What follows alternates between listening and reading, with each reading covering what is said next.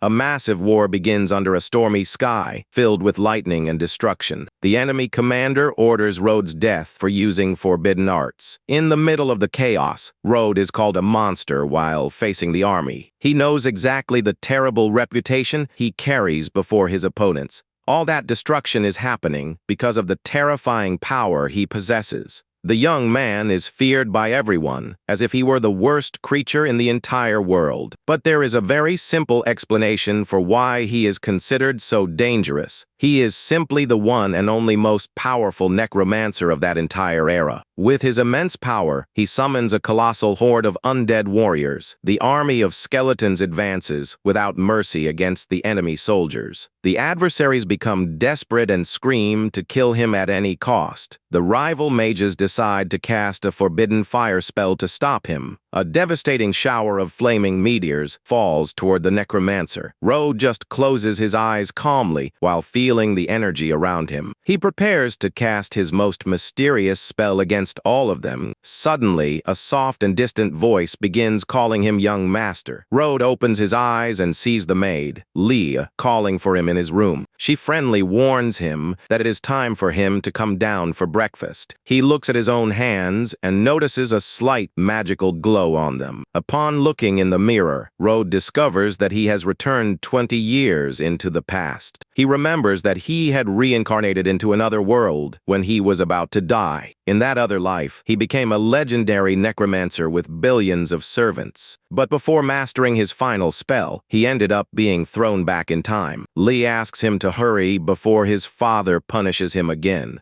Road smiles gently and tells her to go ahead, that he is coming. The girl finds that polite reaction strange, as he has always been cold and cowardly. He remembers that he is the youngest son of a declining, noble family in the kingdom. In his first life, he watched his entire family be destroyed without being able to do anything. Now he wants to use his memories as a necromancer to change everyone's destiny. Road arrives at the dining room, where everyone is already gathered for the meal. Baron Shiro, Road's father, asks angrily if he is going to be late again. The young man sits down politely and says he does not intend to miss his studies. He guarantees that he will not miss a single class from that moment on. Road wonders how such a rigid family ended up falling into total ruin. His older brother says that he cannot continue being a lazybones. His older sister, Sif, asks her brother not to be so hard on the youngest. Sif serves his plate with care, and he remembers how sweet she has always been. He recalls that she was sacrificed to demons in the past and vows to protect her. Firm and heavy footsteps begin to echo at the entrance of the dining room. The imposing Lady Delamoris enters the room, complaining about his lateness. Sif tries to protect her younger brother by taking the blame for his delay. Della tells her to stop making ridiculous excuses to defend the boy. She threatens to kick Road out of the family if he does not master magic in 1 week. Sif is shocked, as it is too short a deadline even for a magic prodigy. Della retorts coldly, saying that the Morris family does not need failures. With no way to argue against his mother, Sif just lowers her head sadly. Road surprises everyone by accepting the 1-week deadline proposed by his mother. He asks what he will gain if he manages to master magic within that time. Della responds that she will grant any wish he wants if he wins. The young man closes the deal by asking for permission to enter the Tome of the Heroes. His father raises an eyebrow, showing surprise at his son's bold proposal. The Baron agrees to the challenge and promises to grant the permission if the boy can meet the deadline. His mother, however, mocks the situation, saying he should start packing his bags to leave. Outside the mansion, his sister runs over worried, asking why he acted so impulsively. She despairs, remembering that not even their prodigy brother could master magic in a week. Sif says she saved money to ensure he lives well if he ends up expelled, and asked him to wait for her. Road smiles at her concern, wondering if his own sister cannot trust him at least a little. He understands her fear because he knows that without his reincarnation memories, that would be an impossible task. Now that he has decided to change the course of things, he walks determinedly to make this miracle happen. The young man knows that the Tomb of the Heroes is the perfect place because it hides the remains of a legendary figure. However, he needs to start from the bottom and decides to look for a powerful monster in the forest behind the castle. He quickly finds the remains of a gigantic creature that inhabited that region. The young man realizes that the energy in his current body is extremely weak due to the lack of past training. He remembers that mana levels in the world are divided into 8 tiers, ranging from beginner to legendary. But in his past life, he had already surpassed all limits and become the most powerful necromancer of all. Even weak now, he knows that reviving that swamp beast will be more than enough to shut his mother up. Rode extends his hand, channeling the energy of death, and commands his new servant to awaken from its eternal sleep. He pours all his concentrated magic into the earth, ordering the creature to bow before its master. The ground begins to shake violently under Rode's feet as deep cracks spread across the soil. A colossal and terrifying skeletal claw emerges from the ground, destroying everything around it with extreme brutality. The giant skeletal beast emerges, letting out a deafening roar that echoes throughout the dark forest. The immense monster slowly approaches the young necromancer, who remains completely calm before it. The gigantic creature surprisingly kneels before the boy and recognizes him as its only master. Rode feels the monster's power flowing, and his eyes begin to glow intensely with a bluish flame. He analyzes the creature's stats and discovers the powerful destructive abilities that are now under his command. He realizes that as a necromancer, he can use a portion of his summoned monster's elemental fire power. The young man extends his hand, releasing an immense blast of elemental energy that destroys the nearest trees.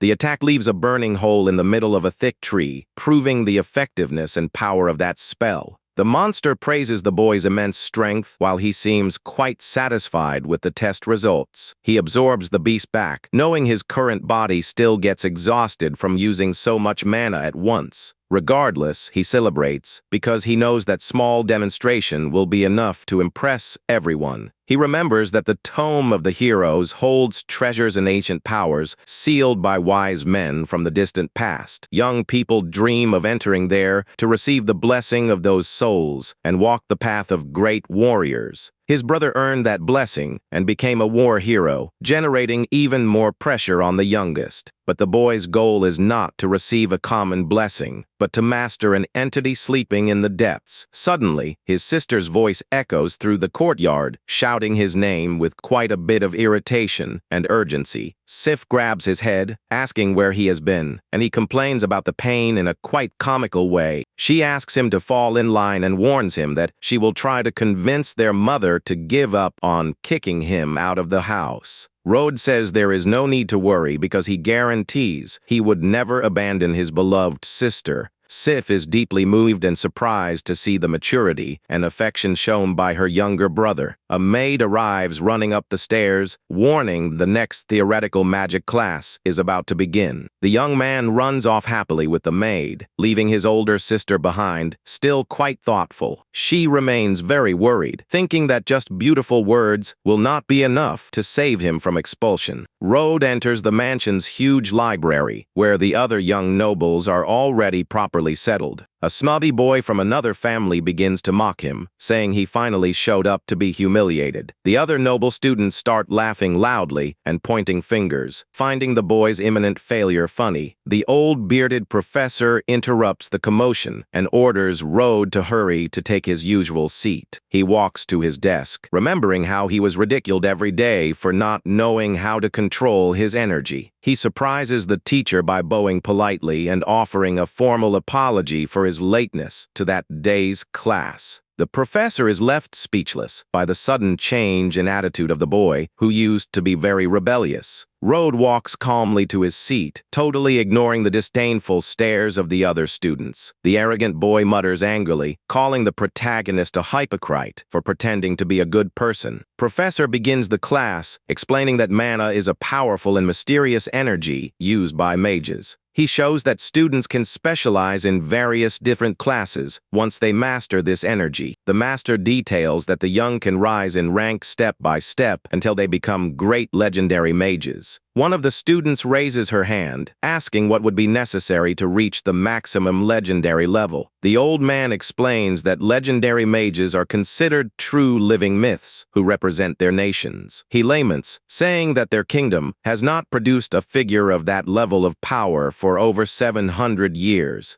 The professor warns that nobles need to master this energy before the age of 13 to avoid falling behind. The rival takes the opportunity to say out loud that there is only one person there who still does not master mana. He points to Rode, cruelly remembering that the boy has been studying there for 3 years and still hasn't learned anything. Rode responds coldly, saying that is none of his business, and guarantees he will learn everything in 1 week. The opponent begins to laugh hysterically, mocking the promise the young man just made before everyone. The other students in the room also start to laugh discreetly, finding the embarrassing situation funny. The professor sighs in disappointment, thinking the protagonist continues to be the same arrogant boy as before. Rode decides to stay quiet, as he knows that showing all his power at once would scare those people too much. Later that night, Sif goes to her mother's chambers to try to talk about Rode's fate. The mother notices her daughter's presence and asks calmly what brings her there so late to talk to her. Sif begs desperately for her to change her mind and not expel her younger brother from the noble family. The lady gets annoyed and throws her teacup on the table, questioning why she is defending a useless person. She stands up furiously, stating that the Morris family has pride and that the other siblings learned very early. The woman continues, saying that the clan has no room for a failure who is already 12 years old and cannot do anything. She ends the subject curtly, ordering the girl not to bring up that topic under any circumstances. Outside the room, Sif cries, worried, not knowing what she will do to help her younger brother with that test. The 7th day of the challenge finally arrives, and the professor gathers the students in the courtyard to evaluate their progress.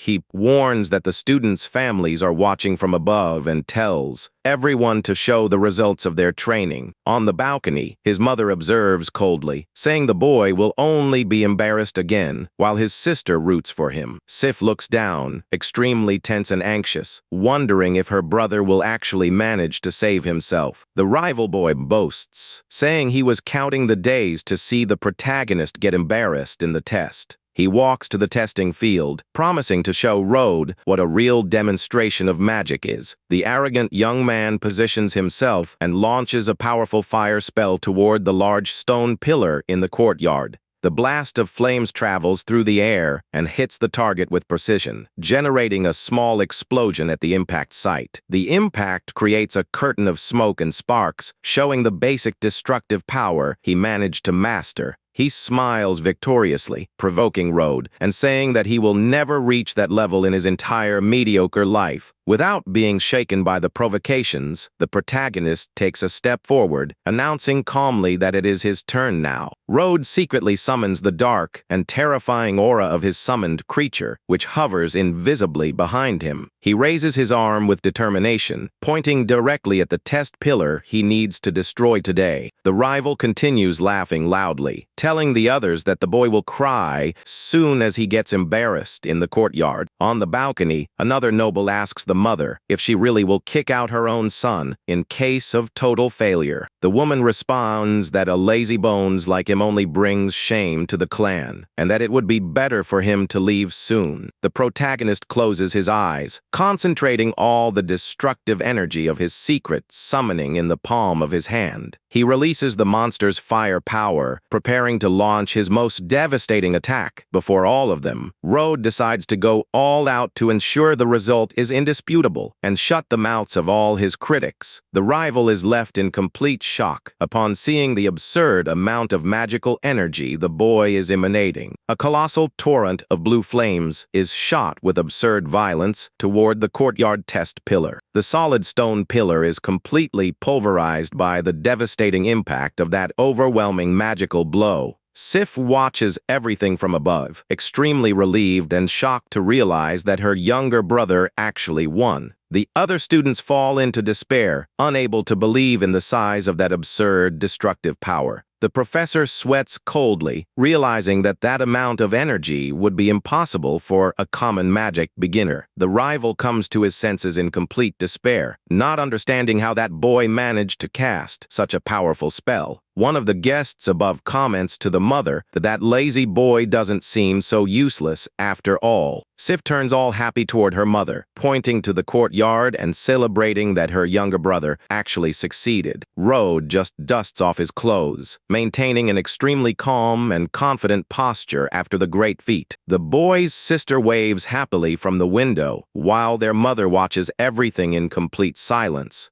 The rival Charlie Anta enters total denial, shouting that it would be impossible for a failure like him to use fire magic. He points his finger, accusing Rode of cheating, since everyone knows he always skipped magic classes in the past. A great murmur begins to spread among the students who also think the boy's sudden power is strange. Charlie accuses the protagonist of having stolen some magical item from the family treasure to manage to simulate the spell. Rode turns slowly and asks with disdain what exactly the young Master Charlie is trying to insinuate with that. The rival says that magical items use a lot of energy and bets that the boy wouldn't have the strength to cast the spell again. Without being shaken, the protagonist turns to the professor and asks what his opinion is on that accusation. Professor Rigu hesitates a little but confesses to Rode that the other student's argument actually makes sense. The gossip soon spreads among the other young people, who begin to believe that the boy actually cheated on the test. From above, his sister despairs, thinking that he actually stole a magical item just to avoid being kicked out of the house. Sif is very sad, thinking that that attitude will leave their parents even more disappointed with the youngest. She decides she needs to act immediately to try to protect her younger brother from that public humiliation. The young woman runs down to the courtyard and asks out loud for the professor not to blame Rode for what happened.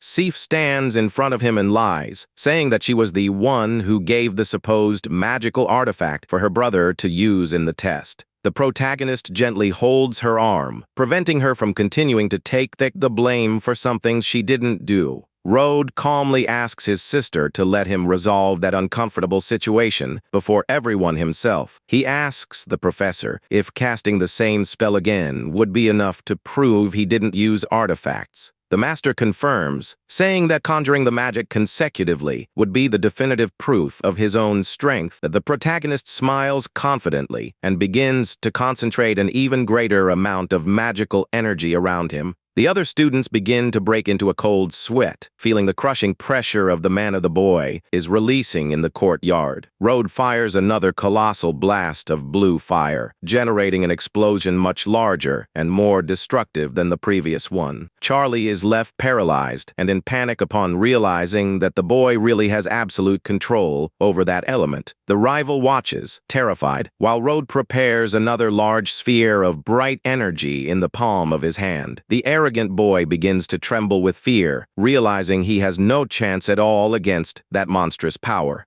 Another test pillar is completely destroyed by the relentless sequence of the protagonist's magical blows. Charlie collapses to the ground, totally defeated and trembling before the humiliation he just suffered in the school courtyard. The other students watch everything, perplexed, wondering if that is really the boy everyone called useless. On the balcony, Sif says all proudly to her mother that now she has no more reasons to kick her brother out of the family. The mother says he will only be saved temporarily because the clan will continue to have no room for him if he goes back to being lazy. Professor Regu announces out loud to everyone that Rode is officially cleared of any accusation of cheating. The sun begins to set over the immense and majestic Morris family mansion, marking the end of that busy day. Later, his older brother Leo appears next to Sif with a friendly smile to congratulate the youngest. Rode thanks him for the support, and Leo says that his sister spent the entire day talking enthusiastically about his success in the courtyard. Everyone gathers again in the mansion's large dining room for the evening meal in a much calmer mood. His father praises Rode, saying he heard about his feats from the professor and states that he made the whole family proud. The young man thanks his father's words and asks if the promise to let him enter the Tome of the Heroes is still standing. The Baron confirms, smiling, and warns that the tome will open in a month, ensuring he will get a spot for his son. His mother warns that the spot will cost the clan dearly and demands that he obtain a powerful blessing to compensate for the sacrifice. His father compliments by saying that from now on, the boy will have the right to the same noble treatment as his siblings.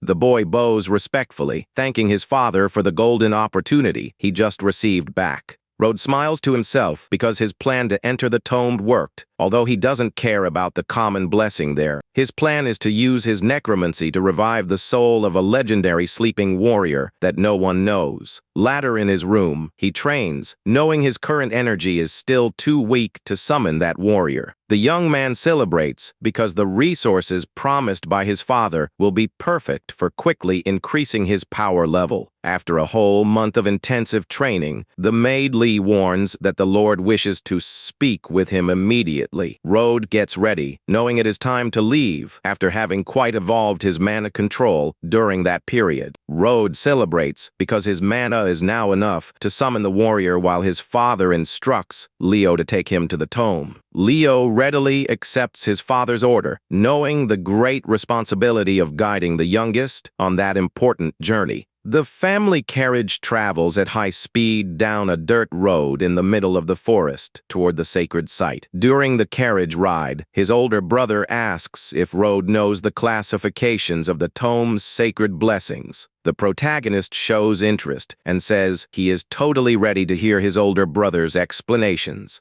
Leo details that the blessings go from white level to red, and that the rarer the seal, the stronger the mage will be in the future. Rode asks what the level of Leo's blessing was, and he reveals that he only got a purple, classified seal in the test. The youngest is impressed because he knows the purple level is excellent and justifies his brother's quick success in the royal army. Leo remains humble while his sister Sif praises her brother, saying that getting any seal there is already a difficult task. Sif approaches Rode all excited, insisting that he needs to strive to get at least the simplest white seal. The boy smiles, asking her not to pressure him, because he knows that if she found out his real goal there, she would be furious. They finally arrive at the colossal entrance to the legendary Tome of the Heroes, which is guarded by enormous warrior statues. The sacred site exudes an extremely mysterious and imposing aura, with hundreds of tombstones surrounded by a dense mist. Leo warns that he will have only 3 hours inside the tome, while he and his sister await the youngest's return outside. Sif watches the youngest entering through the gates, hoping that he manages at least the simplest level of blessing to save himself. The young woman squeezes her necklace with both hands and prays in silence, showing she is quite worried about Rode's future.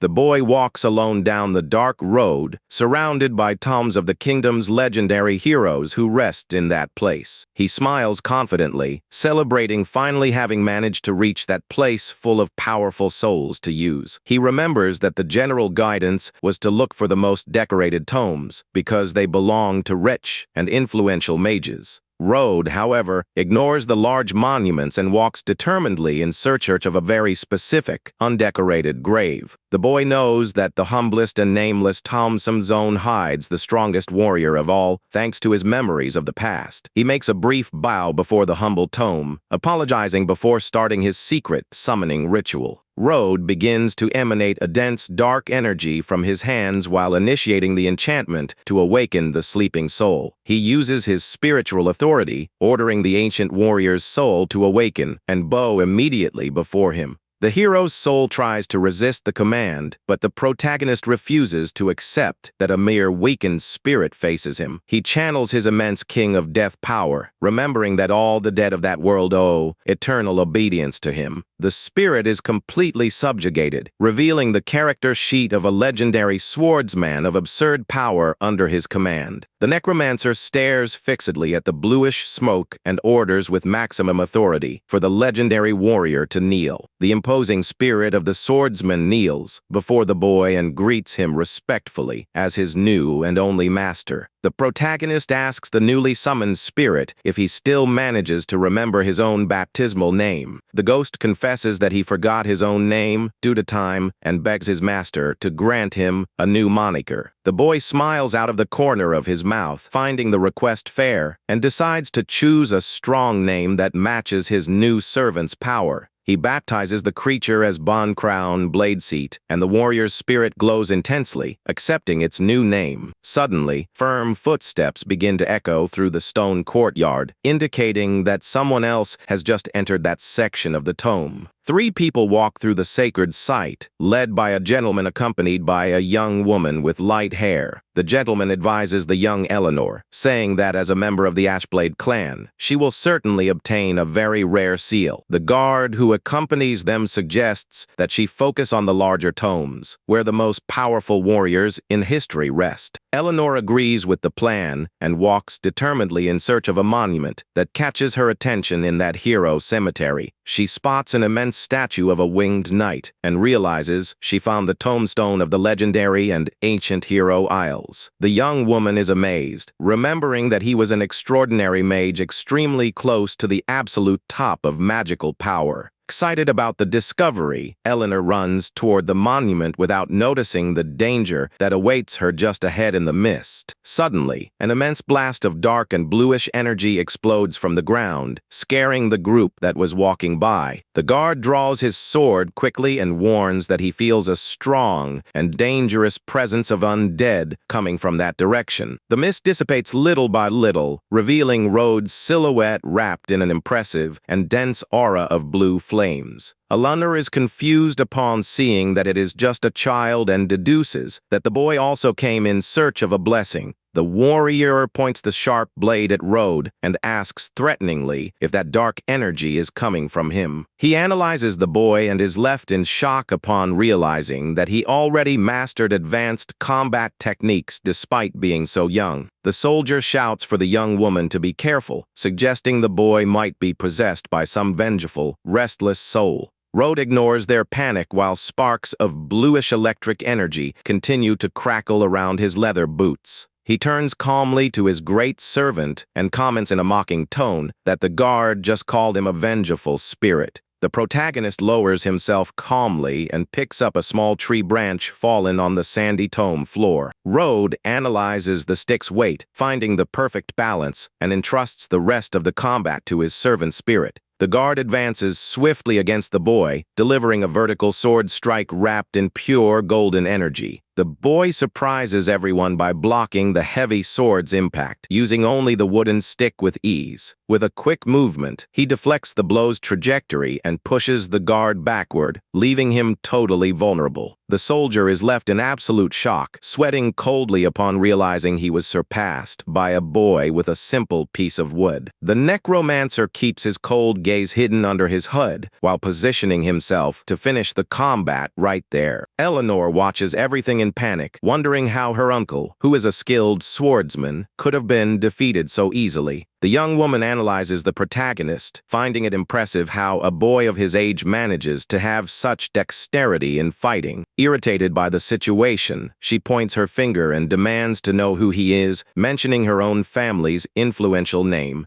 Her grandfather, however, interrupts her immediately, telling her to hold her tongue and have more respect for the young opponent. Eleanor is left confused and surprised by her grandfather's energetic reaction, as he has always been a very calm and level-headed man. Rhodes continues standing still and calm under the shadows of his hood, awaiting the intruder's group's next move. The gentleman analyzes the boy's dexterity, realizing that not even he would be capable of defeating the guard with such ease. The guard kneels before the master, ashamed, and begs for a second chance to fight against the protagonist. He draws his sword again, determined to recover his wounded honor in that duel against the young Necromancer. The soldier advances once more, delivering an even faster and more violent attack against the masked boy. Sparks fly through the air when the blows collide, showing the young protagonist's absurd reaction speed. With the hidden help of his warrior spirit, Rhodes dodges perfectly and appears at the adversary's back. He places the stick against the guard's neck and threatens him with death in case he tries to make any more hostile moves there. The old master watches everything horrified, realizing that the boy boy won using only pure fencing techniques. He begs desperately for his subordinate's life, recognizing that the young man's strength is terrifying. The gentleman bows before Rode, offering sincere apologies for his soldier's impulsive and aggressive attitude. Rode realizes that the old man only didn't interfere before because he wanted to test his strength before revealing himself to be friendly. The clan leader orders curtly for the soldier to bow and ask for forgiveness immediately to the young master right there. The guard bows deeply, asking for forgiveness for his audacity and recognizing the young warrior's superiority. He is terrified upon remembering that he was defeated without the protagonist needing to use any special technique. The youngest accepts the apologies simply, saying he didn't mind since he didn't suffer a single scratch in the fight. The old man praises Rhodes' extraordinary abilities, stating that only a supreme master would fight in that way. Eleanor continues observing the boy without understanding why her grandfather treats someone so young with so much respect and fear. Rhodes says humbly that he just got lucky, although he knows his servant's technique is indeed legendary. The old man laughs loudly, finding the boy's modesty funny, and praises the young protagonist's mature posture even more. He introduces himself as Igna Ashblade and introduces granddaughter Eleanor, revealing that they are from a very important family. Eleanor bows politely, offering sincere apologies for her earlier rudeness to the protagonist.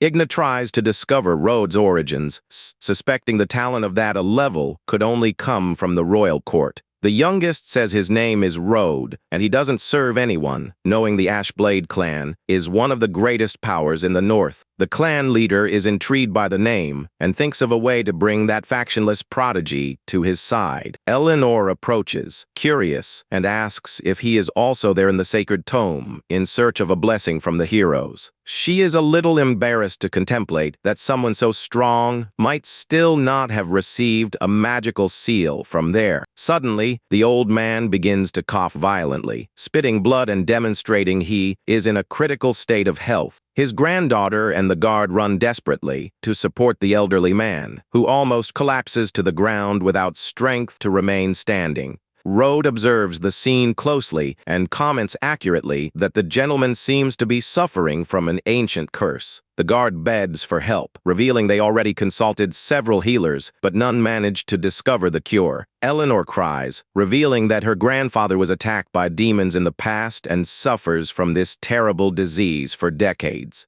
The protagonist analyzes the case, concluding that the disease is the fruit of a powerful demonic plague, very difficult to treat. The young woman begs with tears in her eyes, asking if he would know how to cure that ailment that consumes her grandfather. The elderly man is surprised by the desperation of his granddaughter, who is willing to do anything to save the life of her dear grandfather. Eleanor promises that the Ashblade clan will do anything Rode desires in case he manages to bring the cure for her grandfather. The youngest celebrates mentally because he knows that removing this type of spiritual plague is extremely simple for him. The young Necromancer turns to the group and states with total security that curing that curse will not be a problem. The young woman and the guard celebrate with tears of happiness upon hearing that the patriarch will finally be able to be saved. Rode confirms the treatment, but warns that he will need some rare and specific items to perform the complete cure. Eleanor cries copiously, thanking the heavens for finally finding a hope of salvation for her dear grandfather. The soldier hands over a golden amulet and says the clan is at his entire disposal to provide any necessary material. He warns that he will pick up the young man as soon as everything is ready and asks for him to use the amulet in case he needs help. Rode accepts the communication object, demonstrating he is quite satisfied with the unexpected outcome of that conversation. The youngest walks to the exit, thinking the trip was great because the swordsman's soul increased his power level a lot. He plans to train his new ghost servant to ensure the legendary warrior returns to his peak of maximum strength soon. Sif spots her brother exiting the sacred temple and runs quickly in his direction, anxious to know the test result. The girl asks excitedly which hero chose the youngest and what the classification level of his new blessing is. Rode enters a panic because he totally forgot he would need to invent a lie to justify the lack of a visible seal. Leo approaches, serious, and says curtly that he cannot feel any blessing energy signature on his body. His older brother questions him angrily, remembering that the family spent a lot to guarantee that unique chance for the youngest. Leo pinches his nose in disappointment, saying he thought his brother had changed, but realizes he continues to be a failure. The protagonist pretends to lament, saying the spirits didn't like him, although he knows his summoning is better than everything. Sif asks sadly for them to leave, hoping in silence that their mother won't get furious upon discovering the failure. It is already night when a cry of fury echoes from inside the large and luxurious mansion of the influential noble Morris family. The mother screams, possessed by rage, stating that trash will always continue being trash, no matter the chances they receive. She rages that they paid a fortune for his spot, and Rode prefers to stay quiet to not worsen the furious mother's mood. The woman orders him to leave in a few days for the Magic Academy so he doesn't continue shaming the clan's name. Della turns her back, irritated, saying the boy ruined her appetite and demands that he not return home too soon. The young man thinks the idea of going to school is great because there he will be able to find rare materials to strengthen his ghost. He remembers that Claire from the Flora House studies there and that in the past she was his fiancée, but the engagement ended tragically. Rode laments, remembering the girl's difficult temperament, and realizes his mother only sent him to be a loyal servant of hers at school. But he doesn't care because Claire's mother was always good to him, and he vows to use his powers to change her destiny. 3 days pass and the young man finally arrives at the immense and prestigious Magic Academy located in the northern region of the kingdom. The educational institution was founded by 7 autonomous cities and houses only students coming from rich families. Rode is excited about the new routine because far from the family's rules, he will be able to use his necromancy freely to evolve. A beautiful young woman with black hair passes by walking, and the other students comment, whispering that she is the heir of the Flora clan. The boys drool over her beauty, lamenting that she is already engaged to some lucky noble from another great family. The protagonist observes the immense and verdant courtyard of the renowned school, breathing the fresh air of that new study environment. The butler warns Claire that the protagonist's mother sent him to accompany her, and she complains upon spotting the young man in the courtyard. The servant insists that the order came from above and remembers the potential of his brother, and she accepts the youngest's presence reluctantly. The girl accepts that he walk with her, believing the protagonist serves to solve some small daily problems. Rode observes her from afar, sweating coldly upon noting that her arrogant and spoiled temperament remains the same as in the past life. Suddenly, someone shouts the protagonist's name in the middle of the courtyard, calling the attention of all the students passing by there. Eleanor runs in the boy's direction, surprised and happy to discover that a powerful master like him will also study at the school. All excited, she deduces he came in disguise to perform some secret and dangerous mission against demons in the region. The boy asks shyly for her not to call him master in public, and she agrees quickly to his request. Eleanor asks how she should call him then, and he says to use only his name before asking about the health of her grandfather. The girl reveals that her grandfather remains the same but warns that the clan is already finishing collecting the ingredients he asked for. Claire turns impatient with her hands on her waist and shouts, asking why the protagonist is taking so long to come. Rode warns he is already going and runs in her direction, leaving the young Eleanor behind with a quite intrigued expression. Eleanor observes the scene, irritated, wondering who that sassy girl is and how she dares to talk in that way to her master. Claire mocks him, saying he is weak, and that she is the one who will have to protect him, while the other students notice the two together. The students comment that that is Anderson, an arrogant young man who hates anyone who tries to approach Claire. Anderson observes Claire's approach with a mocking and mean smile stamped on his spoiled boy face. The boy approaches in a flashy way, asking why she didn't warn him before, because he would make a point of escorting her. Rode recognizes him as Anderson Rune and remembers that in the past life the boy loved to show off and practice bullying with him. Claire looks at the young man with quite a bit of disdain and irritation, asking directly for him to leave her alone immediately. Anderson smiles out of the corner of his mouth in a scary way, telling her not to be so cold because he knows what he feels for her. Totally impatient, Claire shouts with all her strength, ordering the annoying boy to vanish from her front immediately. She moves away with anger, stating she doesn't care if he is the Lord's son and demands that he stay away from her. The boy's face changes expression and assumes a dark and furious look upon noticing the girl's rejection. Out of control, he advances aggressively, extending his hand to grab Claire by force in the middle of the school courtyard. Rode interferes heroically, delivering a quick slap on the bully's hand to prevent him from touching the girl. The protagonist places himself as a protective shield between Claire and the aggressive boy, who retreats, surprised by his attitude. Anderson rages with extreme hatred, asking who the meddling boy is who dared to ruin his leisure moment. The other students comment, whispering that the bully is dangerous and that the protagonist will certainly be in trouble for that. He smiles sadistically upon noticing that the meddler is the youngest of the Morris and asks mockingly who he thinks he is. Anderson advances furiously, grabbing Rhodes' clothes with violence, decided to teach the youngest a lesson right there in the courtyard. The protagonist, however, holds him firmly by the wrist and with a scary look orders the boy to release him immediately. The students panic, remembering that the aggressor is cruel and once almost drowned a colleague in the river out of pure whim in the past. Rhodes ignores the aggression and repeats coldly Claire's words, ordering him to stay away from her right now. The Harris of the floor observes the scene closely, totally blushed and shocked to see that he is risking himself to defend her. With a quick arm movement, the protagonist frees himself from the aggressor's grasp, pushing him with quite a bit of ease. Anderson retreats furiously, releasing a dense golden magical aura, and asks who he thinks he is to ruin his fun. Rhodes just stares at him coldly, maintaining his determined look glowing under the silver hair of his head. Anderson's friends run desperately to contain him, remembering there are many important witnesses looking at them.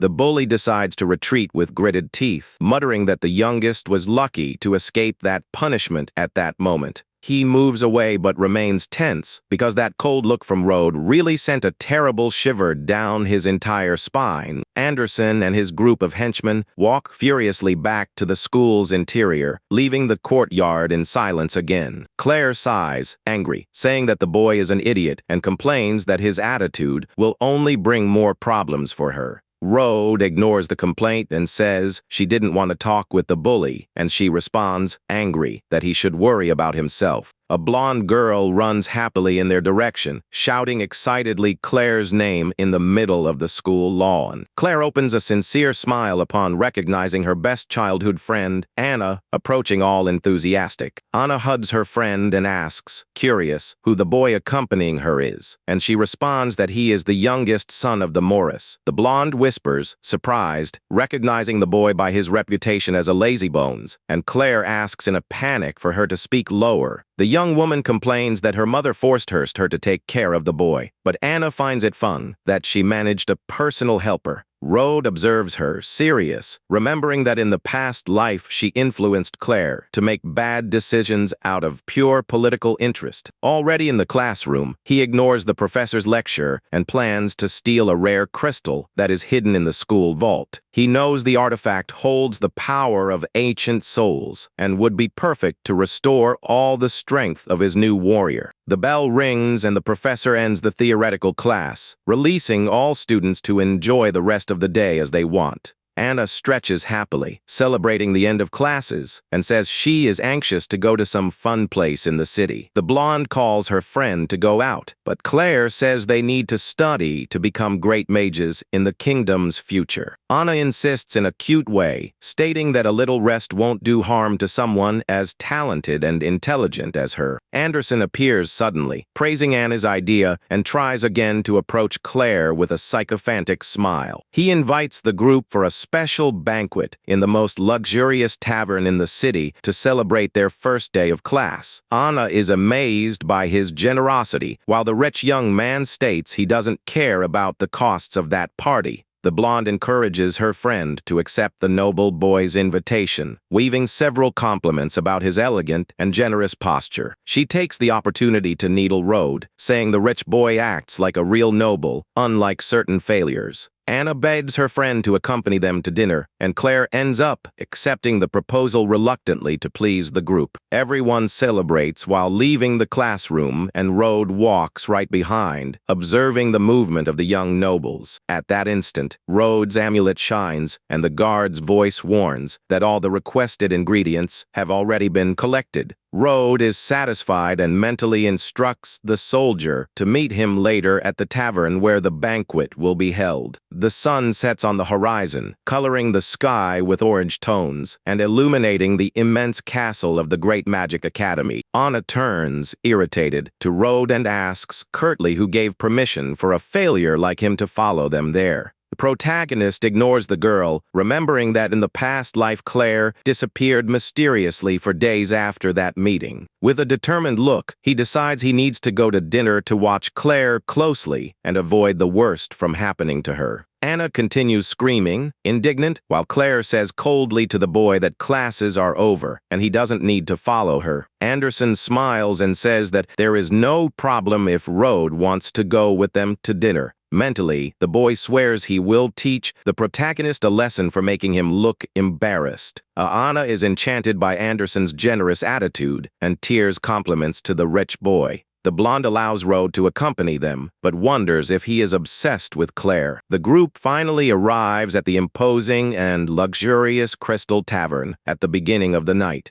The establishment's door is open with force, calling the attention of everyone inside. Anderson enters, announcing happily that that night's banquet is on him. Rode observes the people in the place and realizes that the environment is full of mercenaries. He notices the bloody weapons on the tables and begins to analyze those men. The youngest realizes that they are ruthless warriors who deal with death daily. Rode deduces that Claire's beauty must have been the reason for her disappearance in the past life. Worried, the protagonist holds Claire's arm and says it is better for them to return home. Anna immediately slaps Rode's hand to move him away from her childhood friend. The blonde screams, irritated, saying she is already fed up with the boy's inconvenient attitudes. Claire agrees with her friend and explains that she cannot leave because she already made a promise. Anderson approaches furiously and orders Rode to leave alone if he is bothered. Some mercenaries who are drinking nearby begin to pay attention to the young people's discussion. One of the men stands up, mocking the presence of those young nobles in the tavern. The man approaches Claire with ulterior motives, leaving the girl quite tense. He smiles in a disgusting way upon noticing the beauty of the young noble in the middle of the group. Anderson demands explanations from the manager about the presence of the mercenaries in the reserved place.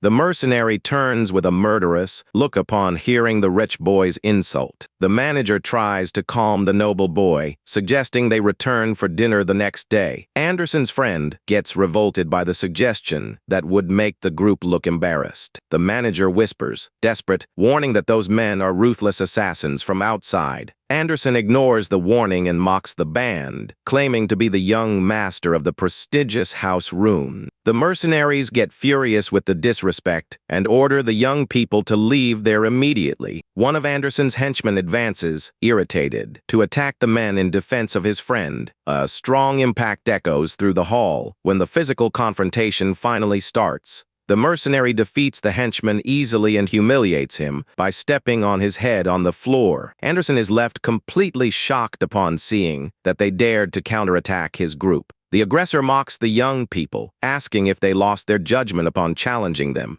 He pours a drink on the head of the fallen boy, warning that outside the city he would already be dead. Rode observes the whole commotion from afar and finds the situation increasingly interesting. Anderson tries to contain the situation, asking to speak directly with their captain. The mercenary says mockingly that the boy has no authority and should call his own father. The back of the tavern, the feared Captain Kent observes everything silently with a threatening look. Anderson enters a panic upon recognizing the famous group that kills even nobles for money. Kent smiles coldly, stating that the life of the youngest son of Lord Rune is worth almost nothing. Anderson's companions fall to the ground trembling with dread upon confirming their identity. Anna enters despair and cries, saying they messed with the most dangerous people in the kingdom. The mercenaries fall into laughter upon seeing the dread stamped on the young noble's face. Anderson feels humiliated and thinks he cannot look embarrassed in front of Claire. The boy tries to apologize for the attack and asks to resolve things peacefully. Kent says sarcastically that he would like to do a favor to the Lord due to his great fame. Anna and Anderson's friends celebrate relieved, believing the problem was resolved. The captain proposes sparing them in case the two girls dance and drink with his men that night. Kent demands that the noble boy himself make the invitation for the girls to dance with the band. The mercenaries celebrate, excited, anxious to see the young nobles dancing for them. Claire is extremely tense while Rode observes everything with his cold and calculating look.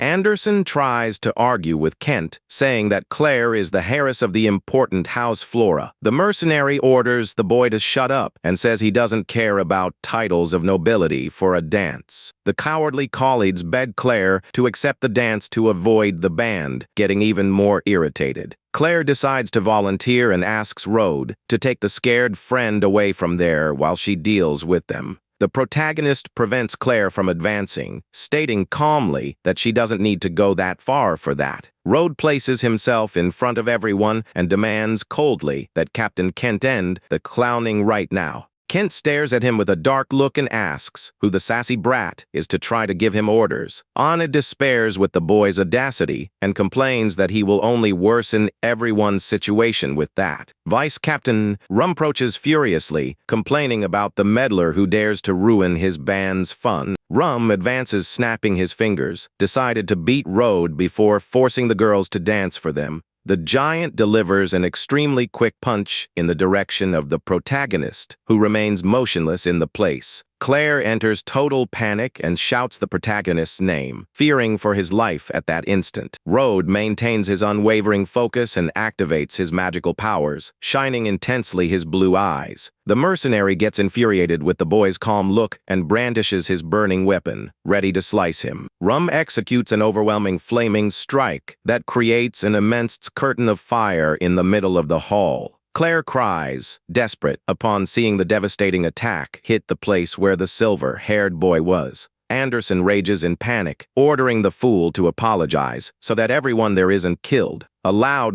crash reverberates through the room, revealing that flaming strike was blocked with success. The mercenaries are left open, mout upon realizing that the youngest managed to deflect the vice captain's advanced technique. With total naturalness, Rode borrows the sword of one of the scared guards to start his combat. Rum is beside himself with so much rage for being ignored and starts the attack with all his brute force. The protagonist analyzes the blade's edge and warns his servant spirit mentally now he has a real weapon. The blue specter appears imposing behind him, and the boy delivers a powerful cut wave in the direction of the adversary. A colossal, bluish magical energy cuts the air with extreme violence, completely overcoming the enemy flames. The violent clash between the two techniques causes the mercenary's heavy weapon to be destroyed into several pieces. The vice captain retreats in absolute shock upon noting that his precious blade was parted with extreme ease.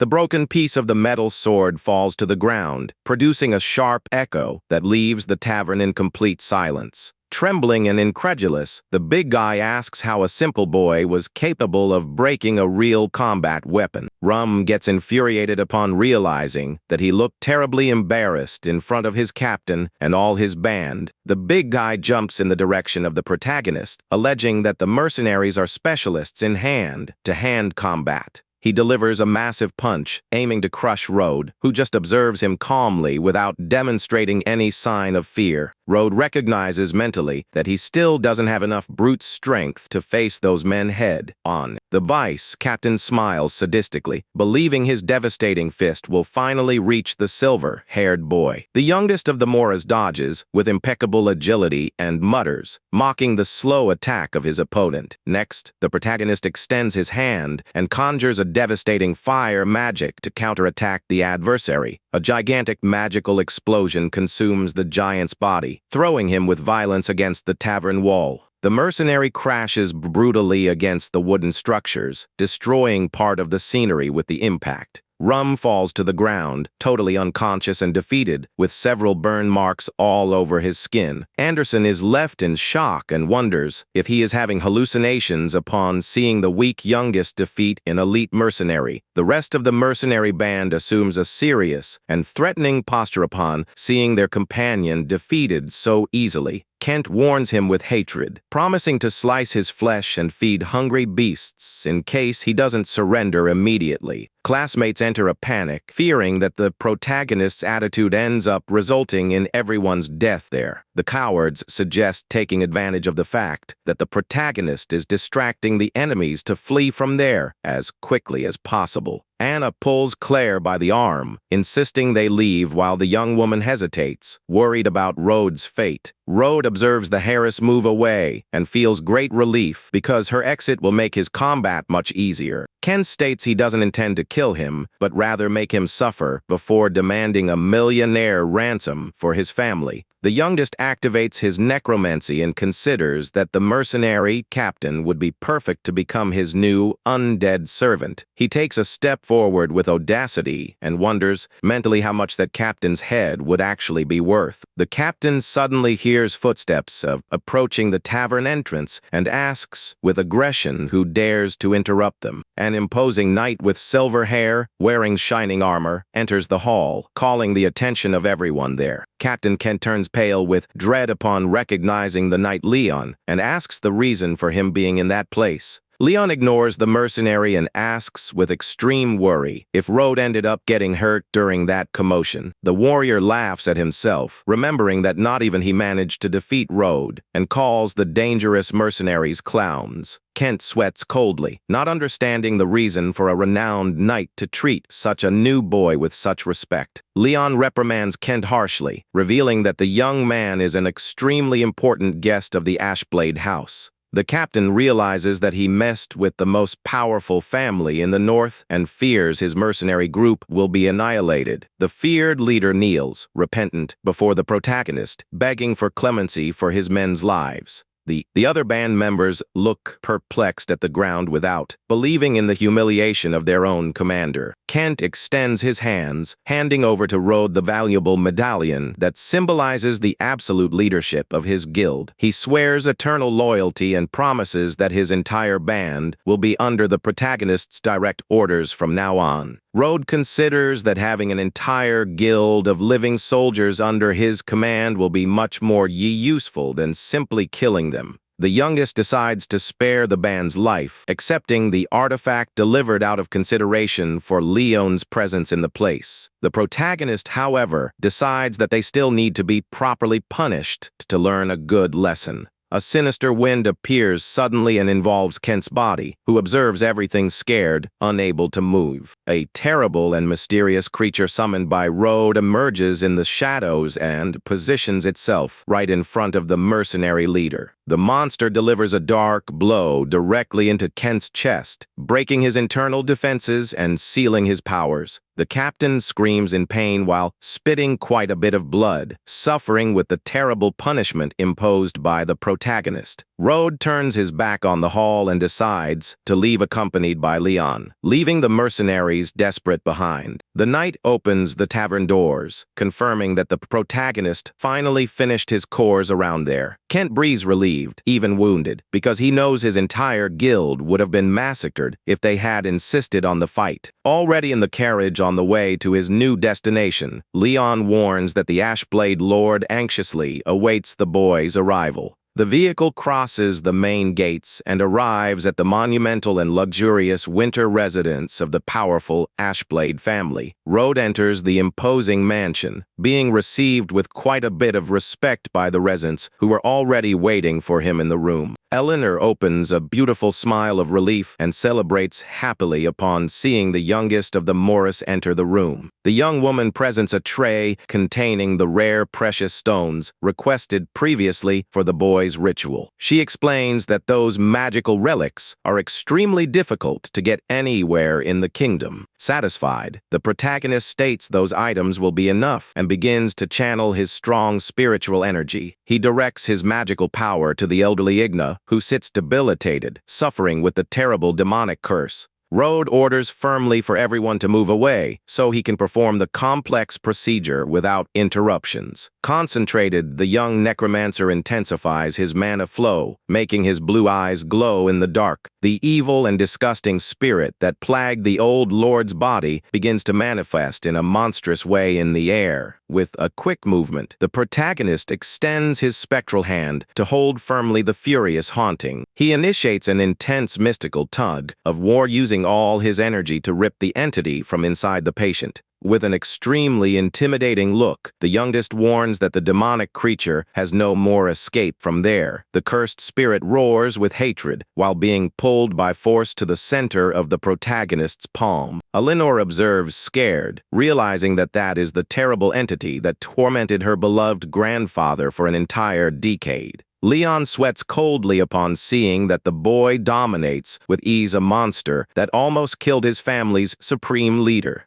The necromancer questions mockingly upon noticing that Demon still tries to resist uselessly against his punch. With a dry movement, he crushes the corrupted spiritual essence, starting the elderly man's purification process. Rode manipulates the accumulated dark aura and condenses it into a small shimmering sphere floating between his fingers. He seals with mastery all that impure power inside one of the rare stones brought by the clan's young Harris. Satisfied with creating his first Deathstone, the boy plans to use that energy to strengthen his great warrior. Leon is totally amazed upon seeing that the ailment that plagued the old lord was cured in a few minutes. Eleanor runs, worried, in the elderly man's direction to verify his physical state after the creature's extraction. Rode asks for caution and advises the young woman to keep distance from her grandfather for a few more moments until he stabilizes. Suddenly, the elderly man opens his eyes, shouting with all his strength, while an overwhelming energy emanates from his body. The impact force of the generated magical wind throws the young Harris backward, leaving her extremely confused. Protagonist explains that the curse drained the elderly man's strength and that now his original power will finally return. An immense column of light involves Igna's silhouette, revealing that his vital strength is recovering quickly. The Lord rejoices upon feeling he recovered his powers and that he even managed to break his old magical limits. The old patriarch celebrates happily because he never thought he would manage to reach such a high level of power. Leon cries with emotion, knowing the reputation of the Ashblade house will finally stop being shamed by other clans. The knight observes the protagonist moving away, knowing he is the true savior of his entire family. Eleanor, confused by the sudden atmosphere change, questions her grandfather about what really just happened. Rode explains that the elderly man's resistance during the 10 years of torment ended up strengthening his physical body. The blonde young woman asks, surprised, if her grandfather in fact managed to transform that terrible curse into a great blessing. The patriarch confirms happily, stroking his granddaughter's head, and says he is one step away from the advanced archmage level. He assumes a determined look, vowing that now he will be able to recover all the prestige lost by his lineage. The Lord bows in gratitude and declares that the entire Ashblade house will start following Rode's orders unconditionally. Rode says there is no need for so much formality because he already managed the magic stone, but reveals to have a doubt. The elderly man shows himself totally solicitous and asks for the young man's any question he desires at that moment. Holding the crystal, the boy asks where the Lord contracted the curse to try to find more sources of that energy. The patriarch reveals he contracted the mystical evil during an imperial crusade in the feared and dark Valley of Lamentations.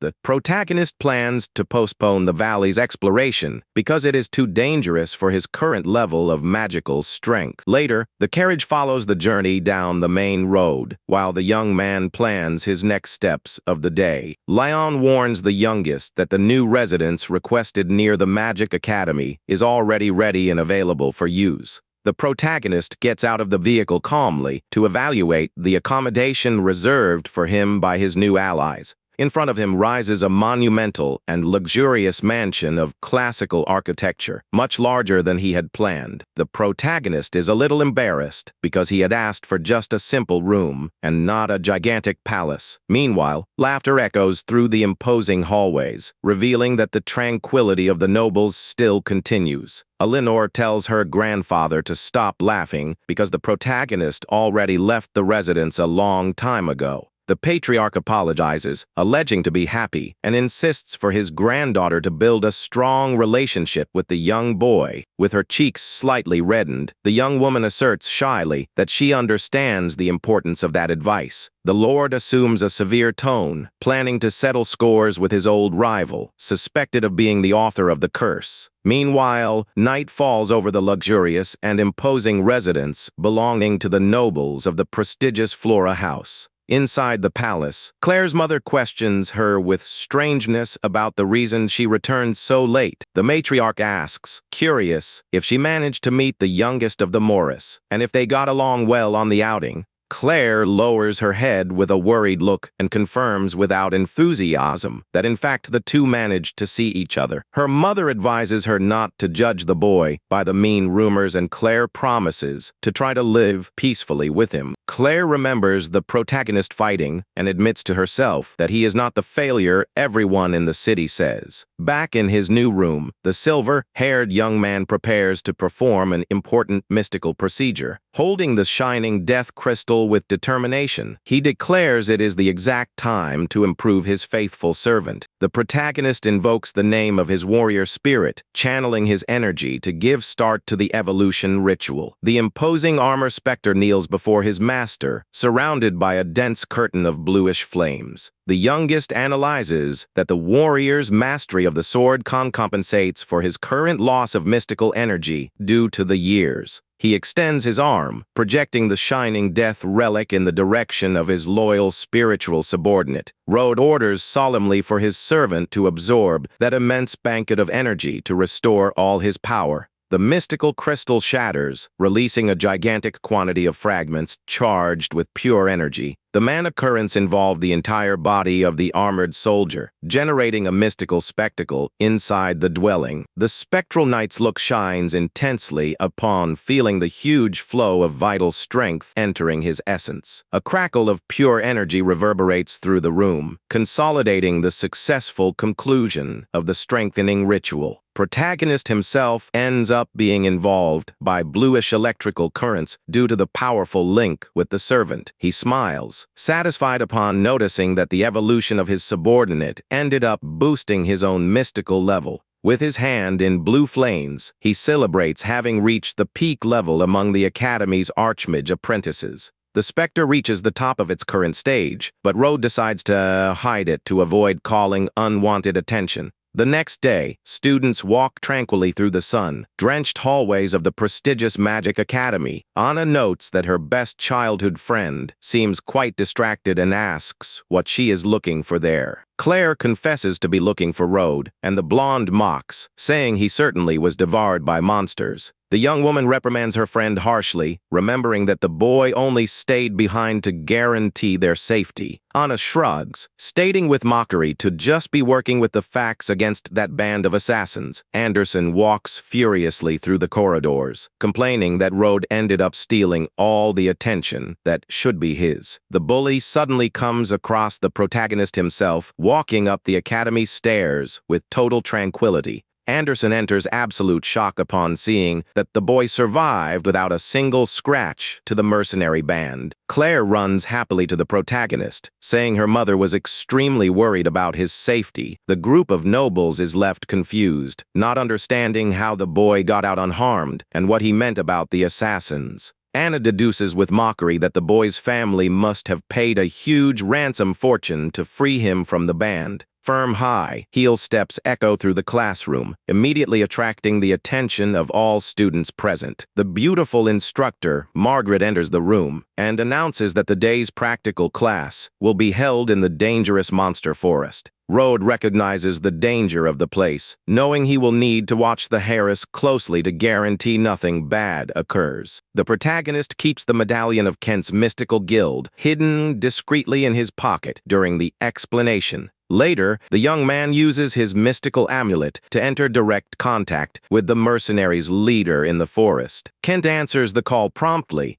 demonstrating total submission and placing himself at his entire disposal to help him. Rode demands to know all details and secrets about the territory where the band operates to plan his own goals. The captain reports that an ancient tome started leaking dark mana, leaving the local beasts totally out of control. He adds that previous expeditions failed miserably, and that only one crazy survivor returned from there. The mercenary guarantees that most of the peripheral beasts are weak, but offers the escort of his group for precaution. The protagonist dispenses the help, alleging that the obtained information is already more than enough for his plans. He concludes that the death energy leak from the mysterious tome will be a perfect opportunity for his necromancy. The Great Academy's carriages are transporting the students in the direction of the training starting point. Claire observes the beautiful natural landscape from the carriage window while her blonde companion smiles quite excitedly. One of the henchmen asks if the plan to ambush the youngest of the Morris in the middle of the path still stands that afternoon. The bully reveals that his true target is Claire, but swears to destroy Rode without mercy in case the boy dares to interfere. The group of students finally disembarks from the carriages upon arriving in the peripheral region of the feared monster forest. Instructor Margaret gathers the class to explain that the ideal moment to test their true strength there has arrived. She instructs that the day's challenge consists of hunting the local wild wolves that have been terrorizing the neighboring villages. An immense fire projectile tears through the clearing skies, giving an immediate start to the students' practical activities. The students celebrate, impressed by the destructive impact of the elemental magic conjured by the house rune hair. Anderson shows off his mystical ability, believing that display of power will be enough to conquer Claire. Honor is fascinated and tries to convince her friend to ally with the rich boy to guarantee a totally quiet hunt. Claire disagrees and states shyly that she would feel much more protected if she remained by the protagonist's side. Ignoring the young people's group discussions, Rode enters the dense forest under a mysterious and icy wind current. He activates his amplified perception, discovering that he can track threats hundreds of meters from his current position. He detects the presence of several beasts around and feels the subtle flow of dark mana coming from the forest's interior. The youngest walks calmly to the Harris of the flora and proposes that they form a pair to explore the dense thicket. Claire opens a beautiful smile of happiness and accepts the partnership proposal immediately with blushed cheeks. In another part of the forest, Anderson raises proudly the body of the first wolf defeated in his hunting journey.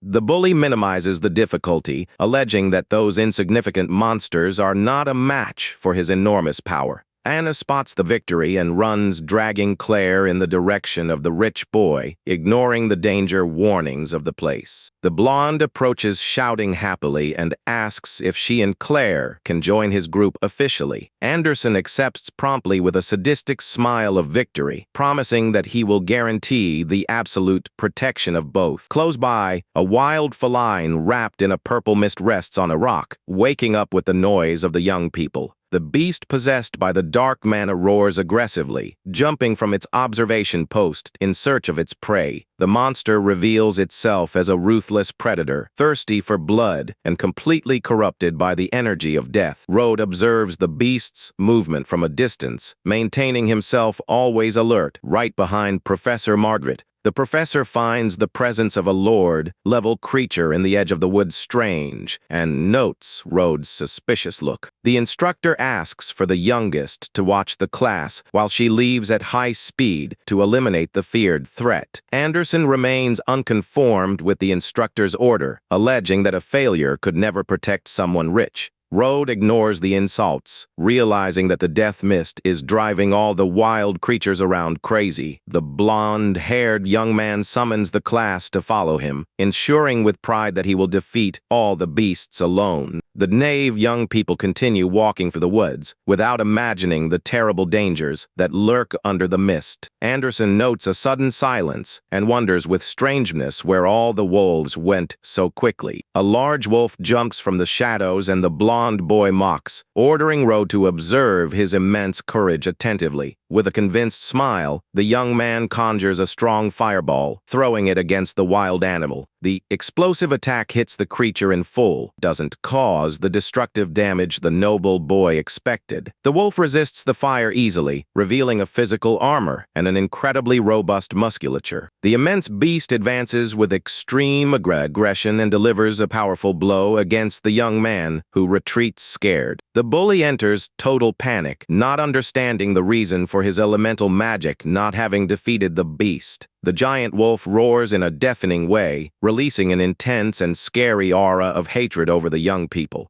When the monster prepares to shred him, a powerful fire magic appears suddenly, cutting through the air. Rhodes' cold look is reflected in the immense explosion that projects itself quickly to save the rival's life. Anderson watches, perplexed, the impressive intervention of the youngest, who shines wrapped in blue magical flames. The colossal wolf collapses dead on the lawn after being defeated with just a single blow from the young necromancer. Claire is left open, mouthed upon seeing that the boy eliminated without effort the beast that almost killed the arrogant Anderson. Anna enters denial upon noticing that the boy's mystical power is real and that he didn't need any rescue. Rhodes notes that the amount of monsters around is enormous and decides that he will need to summon the skeletal giant. He runs at high speed to the interior of the dark forest, leaving the young Harris screaming in despair. Alone in the middle of the clearing, the protagonist finds himself completely surrounded by dozens of furious wild wolves. Without demonstrating any fear, Rhodes activates his summoning powers, summoning his protective beast to combat. The earth shakes violently when Rhodes' colossal skeletal demon appears, destroying the soil with impact. Positioned on top of the summoning, the Necromancer orders the total annihilation of all corrupted wolves. The skeletal demon roars in a terrifying way, echoing its mystical and scary power throughout the forest. The mystical giant delivers a crushing blow that launches dozens of opponents through the air with the immense shock wave. Feeling the tremor, the rich boy trembles with fear, begging for the legendary skeletal beast not to approach them. Claire worries about Rhodes, but the blonde insists meanly that the silly boy must already have been killed by the monster. Anna begs in panic for protection, and the rich young man stammers, nervous, trying to sustain his brave lie. The skeletal demon grabs and shreds the beasts in a relentless way, fulfilling the direct orders of its master. The colossal creature of bone remains imposing after sweeping easily all the opponents of that forest clearing. Rhodes spares the surviving animals upon noting that they were not infected by the terrible energy of the ancient tome. The mystical summoning retreats from the scene, leaving the place under a dense dust smoke and absolute silence again. Suddenly, a new noise of foliage moving calls the attention of the group of young people who were further ahead. Anna despairs, covering her ears, believing that the colossal and destructive skeletal beast is going to them. A pack of normal wolves appears running in flight, leaving the young nobles extremely relieved with the scene. Anderson recovers instantly his arrogance, swearing that he will take care of those common opponents with ease. In another part of the dense forest, Professor Margaret concentrates all her mana to start a decisive attack. The instructor's concentrated look shines with mystical intensity, preparing a blow of enormous destructive power. She summons a gigantic and monumental column of sacred flames that devastates instantly the area in front of her. The instructor sighs, triumphant, before the ashes of the colossal beast of evil that plagued the forest border. The mage notes residues of dark mana in the corpse and realizes, horrified, that there is something terribly wrong in the tome. Margaret widens her eyes, feeling a new and overwhelming presence materializing suddenly in the shadows. The sound of mystical hooves echoes through the mist, revealing the approach of an imposing and scary ghost warrior. The imposing mount steps on the muddy ground, releasing a scary and icy spiritual smoke at each advance. In front of the professor arises a legendary, undead knight who emanates all the dark energy that infected the woods. The haunting, dressed with corrupted armor, roars in silence after awakening from its eternal sleep in the tome. The instructor sweats coldly upon noting that the magical power of that undead warrior is equivalent to an archmage stage. Knowing that her students will be slaughtered in case she retreats, Margaret decides to risk everything to stop the monster there. She channels all her remaining mana into her golden staff, generating flames that illuminate the entire dark forest. With absolute determination, the professor conjures her most destructive spell and shouts the supreme technique's name. A colossal meteorite of sacred flames begins to descend from the skies, guided by the mystical circle traced by Margaret.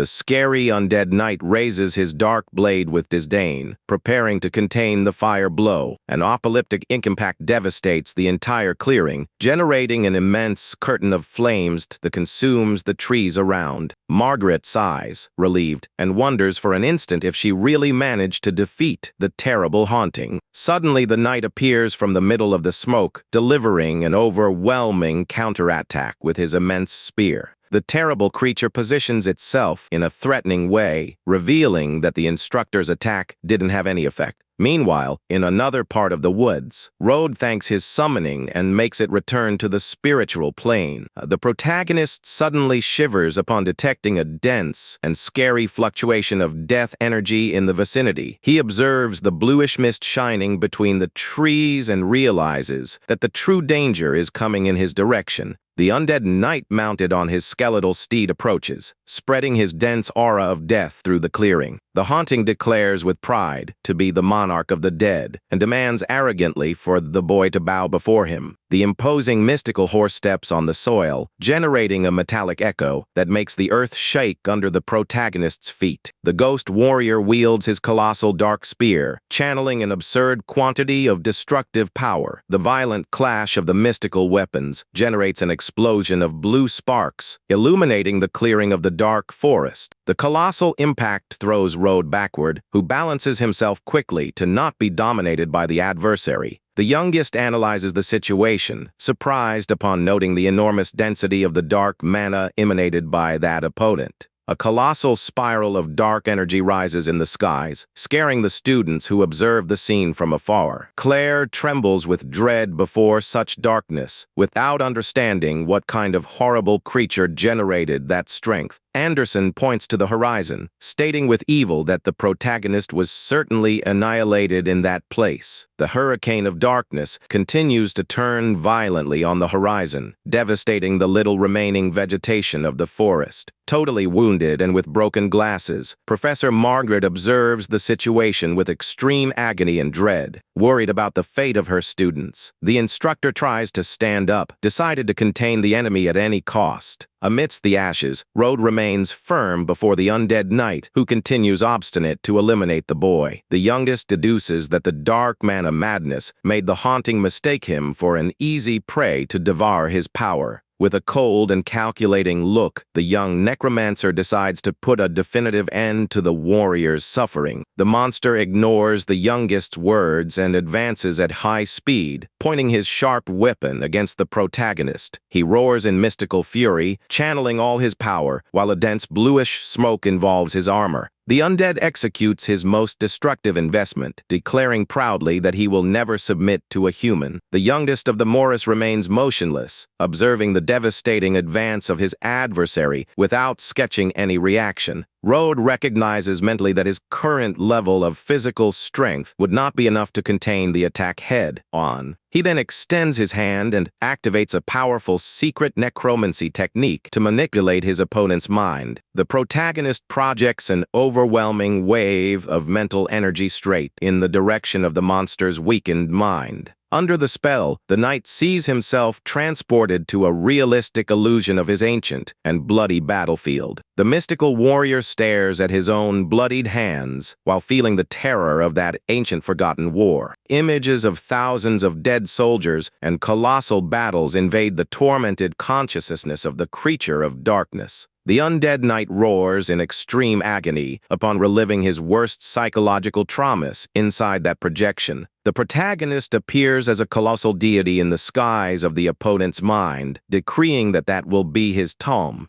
Rode decides that that is the perfect opportunity to test the real combat abilities of his mystical servant. The legendary Bon Crown Blade Seat appears imposing, wielding his colossal metal sword to wage his first fight. The faithful spiritual servant swears absolute loyalty to his master and promises to eliminate the opponent with all his dexterity. The protagonist finds satisfied that the enemy's sanity was broken, transforming him into a vulnerable target. The servant's spirit delivers a diagonal cut with his immense bluish blade, generating a deafening gust of wind. The undead knight reacts instinctively, raising his heavy shield to contain the advance of the powerful blow. The blade seat blade slides through the enemy metallic shielding, provoking a sharp sound of friction in the middle of the clearing. With agility, Rode's ghost warrior delivers a potent kick that throws the mount and the knight backward. He jumps in the air with extreme imposition, projecting his mystical weapon to deliver a crushing blow from top to bottom.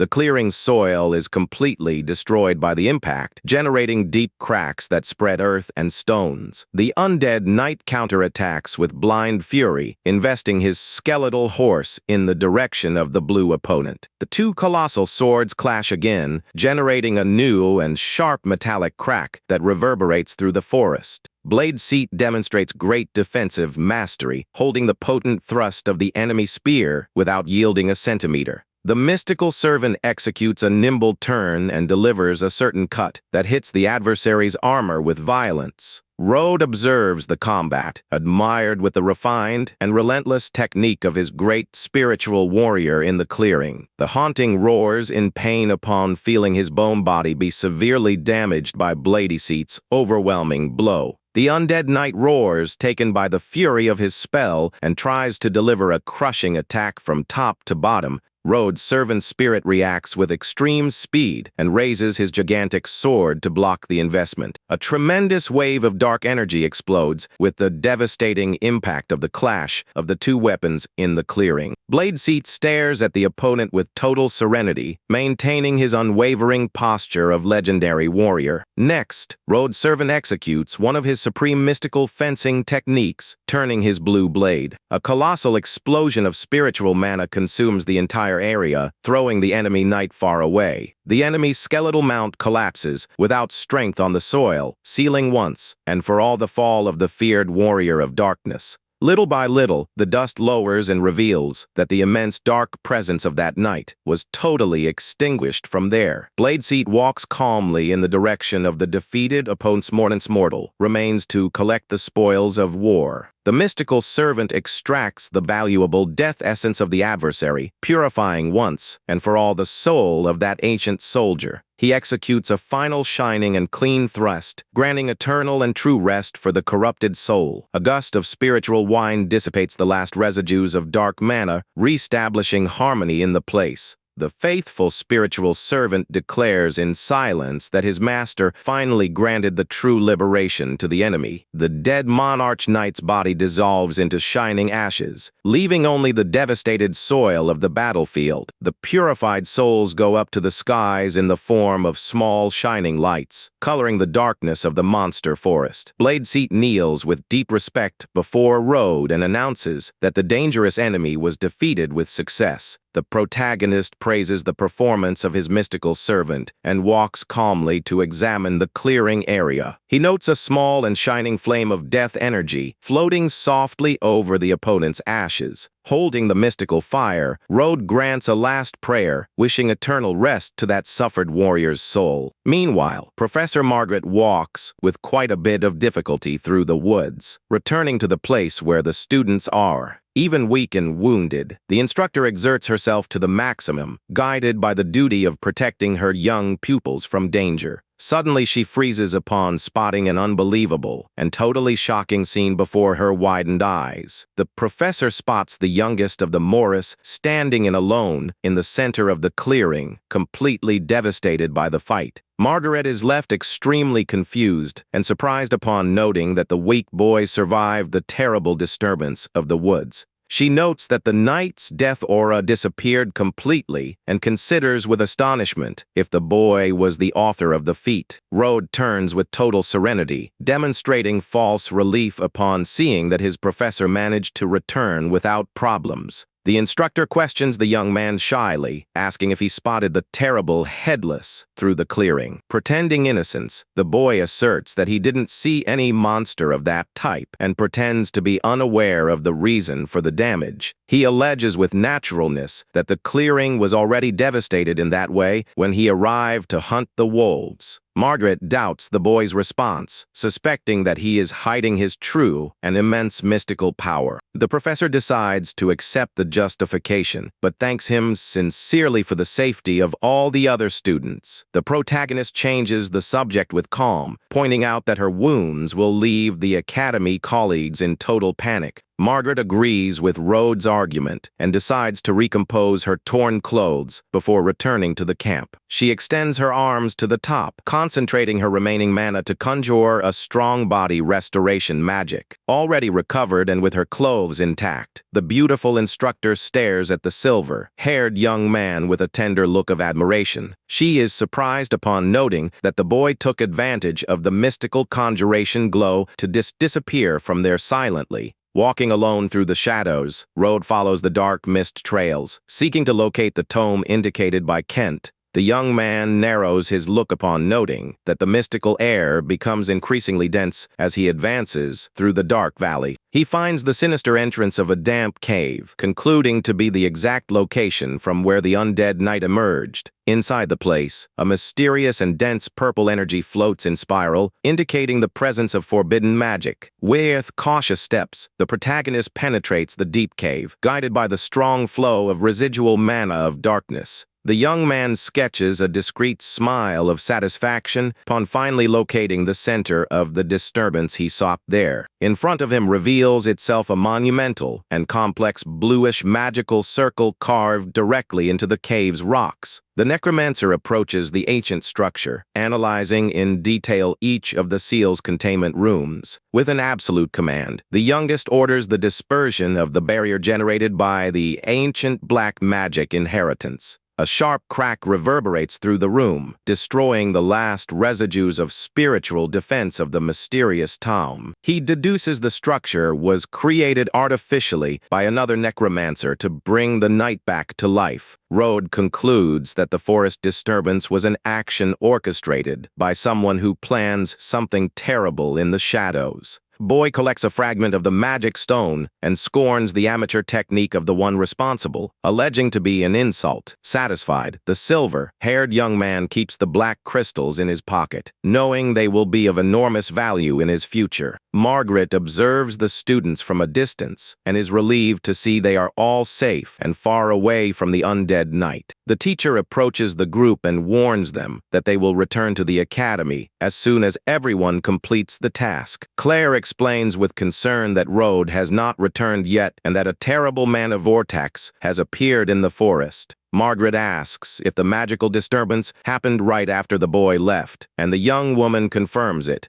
The instructor quickly concludes that Rode was responsible for defeating the terrible and dead knight from earlier. Anderson mocks the protagonist, claiming that he must have been scared by the mana and ran away out of pure cowardice. Margaret intervenes with authority and assures the group that the young man will return soon so they can leave. Some students whisper among themselves, mocking that the boy must have become wolf food in the middle of the forest. Anderson questions the teacher about the origin of that strange vortex and the change in the wolves' behavior. The mentor downplays the situation, explaining that it was just a common mana eruption and that the forest is safe. Anderson thinks with disdain that his rival just got lucky before, and that he himself would do much better if needed. Rode appears, walking back calmly, while the other students start to laugh and call him a coward. Claire runs over to him, worried to know if he is okay, and the boy replies calmly that everything is great. Anderson watches the scene in silence, with a very annoyed expression upon seeing how close they are. Margaret approaches the protagonist with a serious and mysterious look to speak with him directly. The young man interrupts, handing over a wolf claw to prove that he successfully completed his practical task. The teacher notices that the dark energy has vanished completely and wonders if the boy really handled everything on his own. She pushes the thoughts away and reminds herself that her main duty as an instructor is only to protect her students. The teacher then declares the end of that day's magic practical class and orders everyone to begin the return journey. The group travels back in carriages toward the imposing castle that houses the famous Magic Academy.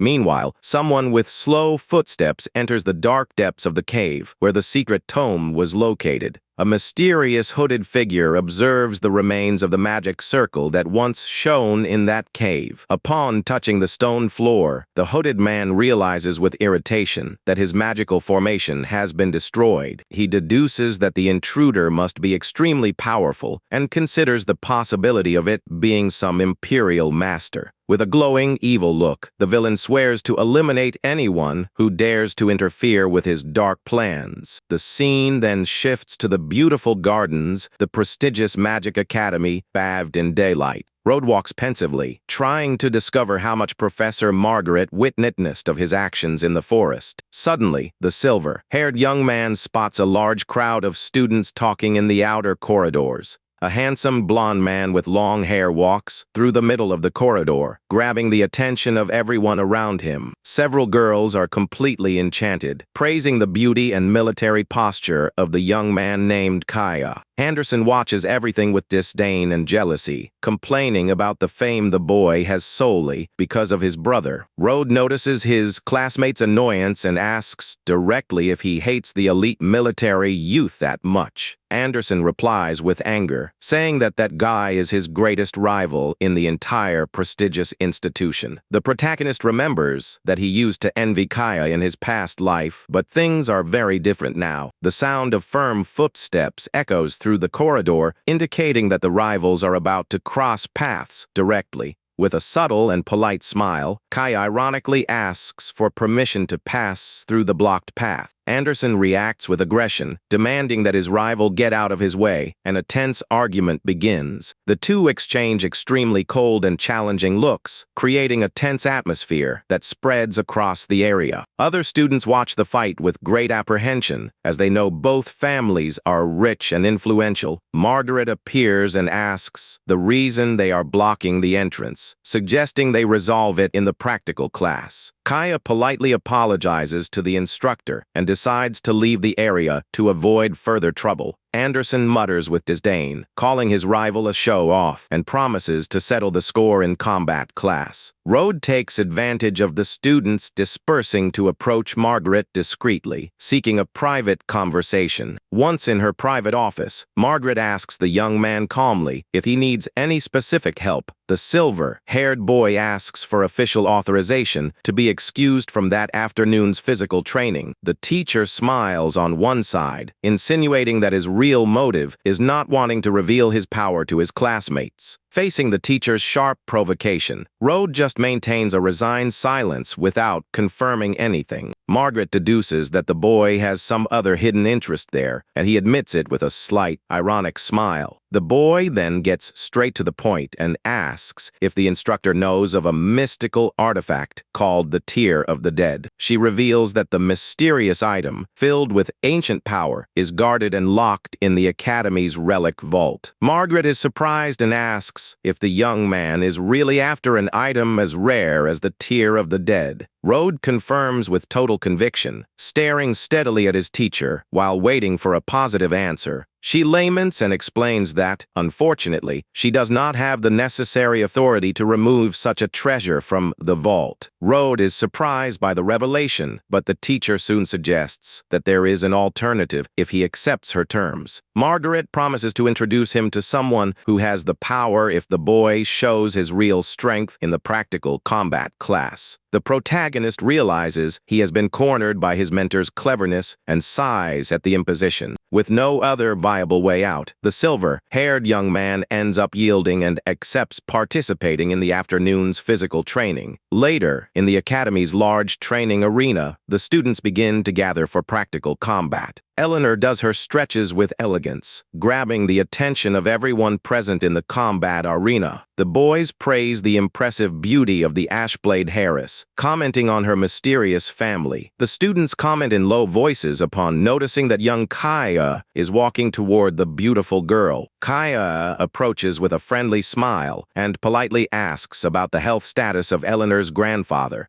Eleanor smiles in a friendly way, thanking him for his concern, and confirms that her grandfather is recovering well. Suddenly, the Harris spots the protagonist entering the arena and becomes extremely excited about his presence. She completely ignores Kaya and runs happily toward the silver-haired young man, respectfully calling him master. Rode makes a discreet finger-to-lips gesture, asking the girl to keep their relationship a secret. Eleanor understands the warning immediately and covers her own mouth with her hands, so as not to reveal anything else in public. Kaya watches the scene with a dark face of pure anger upon seeing that he was ignored because of that weak boy. The elite nobleman stares at Rode with deep resentment, wondering how Eleanor could prefer someone so simple. A loud thud echoes through the place when one of the competitors enters the arena, grabbing everyone's attention. Anderson emerges, irritated, and swears that he will make Kaya pay for the humiliation he suffered during their morning argument. Still furious about being rejected, Kaya snaps his fingers and accepts the combat challenge with great pleasure. Meanwhile, a bald brute approaches Rode, who was sitting quietly watching from afar. The bully stares at the protagonist in a hostile way and tells him to stand up, promising that he will break all his bones. At the same time, the crowd around stirs upon realizing that the duel between Anderson and Kaya is about to begin. The students watch the rivalry between them curiously, not quite understanding the reason for so much accumulated hatred. The combat instructor takes the center of the ring and warns the fighters seriously that spells are prohibited. Anderson displays a confident smile, claiming that his physical skills are just as impressive as his mana. The master asks if the nobleman accepts the challenge, and the blonde young man responds calmly that he agrees to the duel. Anderson warns his opponent that he will show no mercy and that he will regret having accepted the dispute. The two position themselves in the arena, and Anderson challenges his opponent, saying that he will soon make him eat dirt. Anna runs desperately to Claire, asking what they should do to prevent the violent clash between the young men. Claire tries to calm her down, but Anna reveals with fear that Kaya trained in high-level military tactics with his brother. Overcome by fury, Anderson lunges quickly, delivering a violent punch to the blonde opponent's face. Kaya maintains the firm and cold posture of a trained warrior, dodging the attack with extreme ease. Anderson's punch goes straight through the air, revealing the clear difference in speed and agility between the two. Taking advantage of the opening, the blonde young man applies a powerful, accurate counter attack to his opponent's stomach. With the devastating impact of the punch, Anderson is thrown brutally against the wooden floor of the large arena. The female spectators go wild, cheering and praising the overwhelming strength demonstrated by the military prodigy. One of the students tries to convince Claire that Kaya is the ideal Prince Charming for being strong and from a good family. Facing the rival fallen on the floor, Kaya says with disdain for him to give up, as he was never up to the combat. He demands a formal public apology in exchange for forgiving the tremendous insolence committed in the morning. Refusing to accept defeat, Anderson spits on the ground with hatred and tries to get up to restart the duel. Screaming with fury, the young heir of the Rune House lunges desperately in one last, disorganized effort. With a cold and merciless look, Kaya notices the charge and decides to put an end to his rival's insistence once and for all. An overwhelming blow hits Anderson square in the face, and he collapses completely unconscious in the arena. The audience of students watches everything in absolute shock and silence at the brutality of that outcome. From the top of the stands, Margaret observes the occurrence with her arms crossed, maintaining a very serious expression. The bald henchman turns again to Rode, laughing, and warns that he will be the next to beg on his knees. The bully cracks his knuckles, laughing with arrogance, and says that pretentious fools like the boy never learn. The henchman lunges, delivering a violent punch toward the protagonist, demanding that he never get in their way again. Rode reflects that even though he was a legendary necromancer in the past, he rarely engaged in direct physical fights. The boy ponders that this does not mean he is weak, and that he does not even need the help of his servants to win. Meanwhile, Kaya stares at Anderson fallen on the floor and reiterates coldly that the opponent was never at his combat level. Suddenly, a body is thrown brutally through the air, grabbing everyone's attention and leaving Kaya quite shocked. The bald bully hits the arena wall with tremendous force, destroying part of the structure with the impact of the blow. The smoke clears, revealing the brute totally knocked out and stretched face down in the middle of the arena. Kaya stares at the protagonist with extreme seriousness, while Anderson watches the scene from the floor, unable to believe what happened. Margaret widens her golden eyes in shock at witnessing the ease with which young Morris resolved the combat. Anna asks Claire, scared, if it was really Rode who delivered that incredible blow against the opponent. The silver-haired young man assumes an impeccable combat posture, maintaining a terrifying serenity before the entire arena. Internally, Rode laments the occurrence, realizing that even by holding back his blow, the opponent ended up appearing fragile. Kaya walks to his defeated henchman and analyzes him in silence with an increasingly closed and irritated expression. Then, the noble prodigy walks slowly to the protagonist, asks in an intimidating way if he is Rode. With a dark look, Kaya questions the boy if it was really necessary to use so much violence in a friendly training session. Rode calms his rival by saying that he controlled his strength and that the henchman will be fine after resting a bit from the blow. The young man points to the injured Anderson and argues that Kaya has no moral ground to speak about using excessive force. Kaya loses his composure completely and stares at his opponent with a terrifying bloodlust in his glowing eyes. Anna despairs and screams to Claire that the protagonist committed an act of madness by provoking the most dangerous warrior there. The other students murmur, scared, questioning the audacity of the fallen heir of the Morris house in confronting Kaya. Eleanor covers her face, worried, but her real fear is that Rode might end up seriously hurting his opponent if he loses control. Margaret observes everything from afar with a smile of expectant anxiety to see the true potential of her student. Kaya begins to emanate a dense, dark pressure from his body, concentrating all his combat intent against Rode. The students notice the flow of energy and comment that Kaya is about to use his legendary secret physical technique. The fighter lunges implacably, preparing his destructive iron fist to deliver a crushing punch to his rival. The speed of the blow scares everyone, who notice that Kaya was only playing around in his previous combat against Anderson.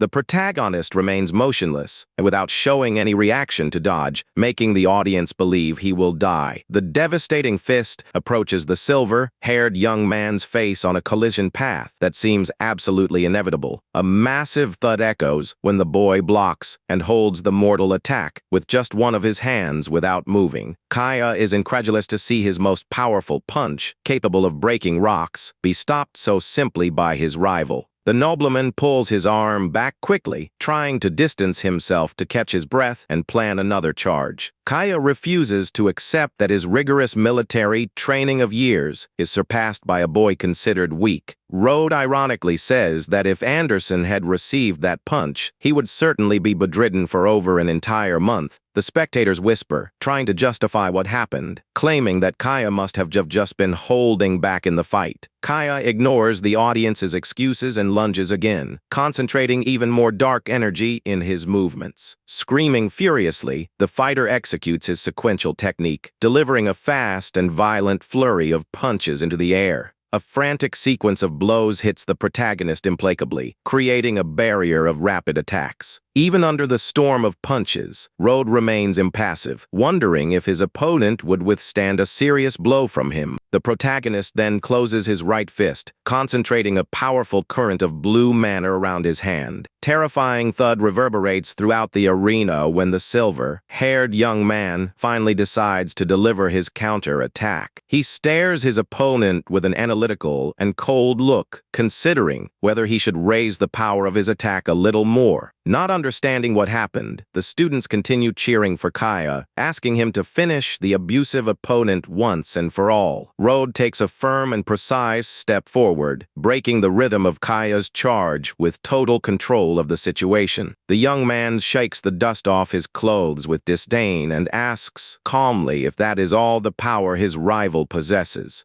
Kaya widens his eyes, unable to understand how his opponent came out unscathed from his most powerful and destructive technique. The protagonist warns coldly that after receiving so many blows, it is now time to demonstrate his own strength. Eleanor hides her face with her hands, knowing perfectly well that the worst is about to happen to the insolent Kaya. Rode laments having to attract so much attention, but knows that he needs it to obtain the valuable tear of the dead. With an incredibly fast and imperceptible movement, the silhouette of the silver-haired young man lunges, cutting through the arena air. A gigantic spiritual projection of a blue fist hits Kaya brutally, ending the combat with overwhelming force. Kaya is terrified to see that the mystical blue fist is too fast to be avoided or defended against. The violent blow creates an immense gust of wind that throws the young warrior brutally far away. He collapses on the arena floor with a terrible impact, sliding for several meters until stopping completely. The once arrogant military prodigy now lies stretched and unconscious with a bloodied face after his defeat. Anna enters into despair, not understanding how the boy considered weak managed to humiliate the strongest nobleman in the class. Claire stares at Rode pensively upon finally realizing that the previous confrontation at the tavern was not just pure luck. Several students run worried to Kaya and scream irritably, accusing Rode of cowardice in the practical class. Other boys try to diminish the feat, claiming that Kaya only lost because he was not fighting seriously. The students demand an apology and mock Rode's expulsion from his own decadent Morris family. Rode stares at the group with coldness, remembering that in his past life, he would have already summoned his mystical legion against them. Eleanor interferes in the middle of the confusion, screaming furiously at the students to stop insulting her master. The protagonist observes his blue-haired ally in silence, slightly surprised by that firm attitude. Eleanor rants with authority, questioning who they think they are to judge the actions of the Morris hair. She points out that Kaya intended to hurt Rode, and that the weak should not embarrass themselves by challenging those who surpass them. The entire audience goes mute, unable to understand the reason for an elite noblewoman defending a rejected Morris. Under the bewildered gazes of everyone, Eleanor firmly holds the hand of the silver-haired young man with enormous affection and respect. The heiress asks them to leave there immediately, guiding her master not to waste his precious time there. The two leave the arena walking hand in hand under the envious and bewildered gaze of the other defeated students. Anderson bites his lips in anger, feeling his pride wounded upon seeing his rival depart victorious at Eleanor's side. Margaret observes the departure of the pair, maintaining a discreet smile of approval at the outcome of that training.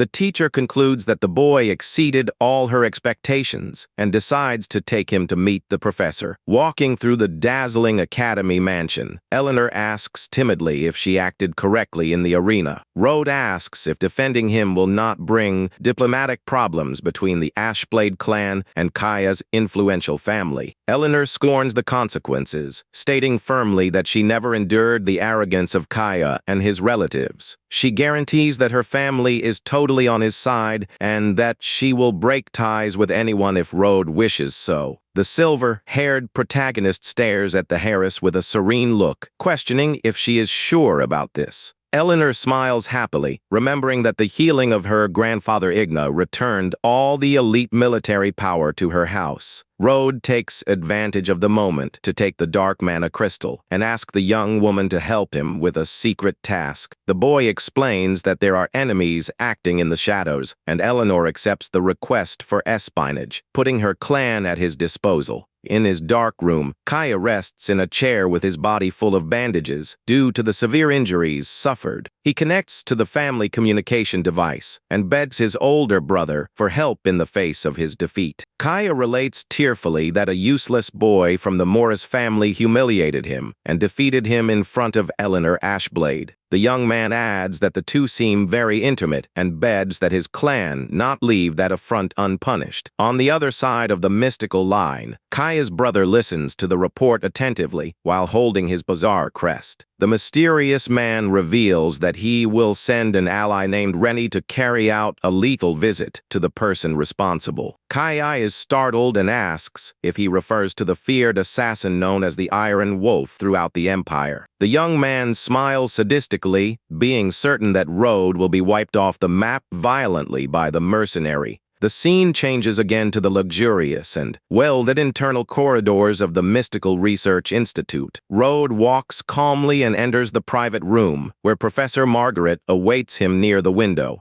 The mentor praises the boy's impressive performance, confessing that her intuition about the fight in the forest was right. Pretending modesty, Rode smiles, joking that he needed to fight seriously solely because of the valuable relic. Margaret explains that the artifact belongs to one of the oldest professors and calls him to meet him immediately. She warns that the old man has a very difficult temperament and asks the boy to prepare for the encounter. The two enter the Magic Research Institute laboratory, surrounded by glowing potions and ancient books. She introduces Professor Gustav, who appears mixing a strange, glowing green liquid with a small blade. The instructor introduces Rode, but the grumpy old man grumbles irritably, asking not to be disturbed at the moment. Margaret whispers back, indicating that the valuable item the boy covets so much is in the possession of that elder. She warns that the old man's eccentricities are common and that the success of obtaining the jewel depends purely on the boy. Rode notices a feline lying on glowing runes and deduces that the scholar is trying to use resurrection magic. The elder pours a mysterious green essence over the feline in an attempt to bring the animal back to life. The feline's eye glows suddenly with a mystical greenish hue, indicating that the ritual is taking effect. However, a violent explosion of mystical energy consumes the magic circle, scaring those present in the room. Margaret screams desperately for the mentor upon seeing the strong mana light completely destabilize the entire laboratory. The elder laments the failure deeply, not understanding why the energy of life did not stabilize the soul fragments. The instructor observes Gustav's suffering, knowing he is obsessed with unraveling the secrets of resurrection. Rode reflects in silence that world's understanding of souls is still extremely superficial and amateur. Dissatisfied with the result, the old professor analyzes the green bottle, questioning if he was wrong about the essence dosage. He pours even more liquid over the animal's body, considering that there was a lack of vital energy to reanimate the creature. A new and violent magical explosion occurs, breaking the windows and spreading toxic smoke throughout the entire room.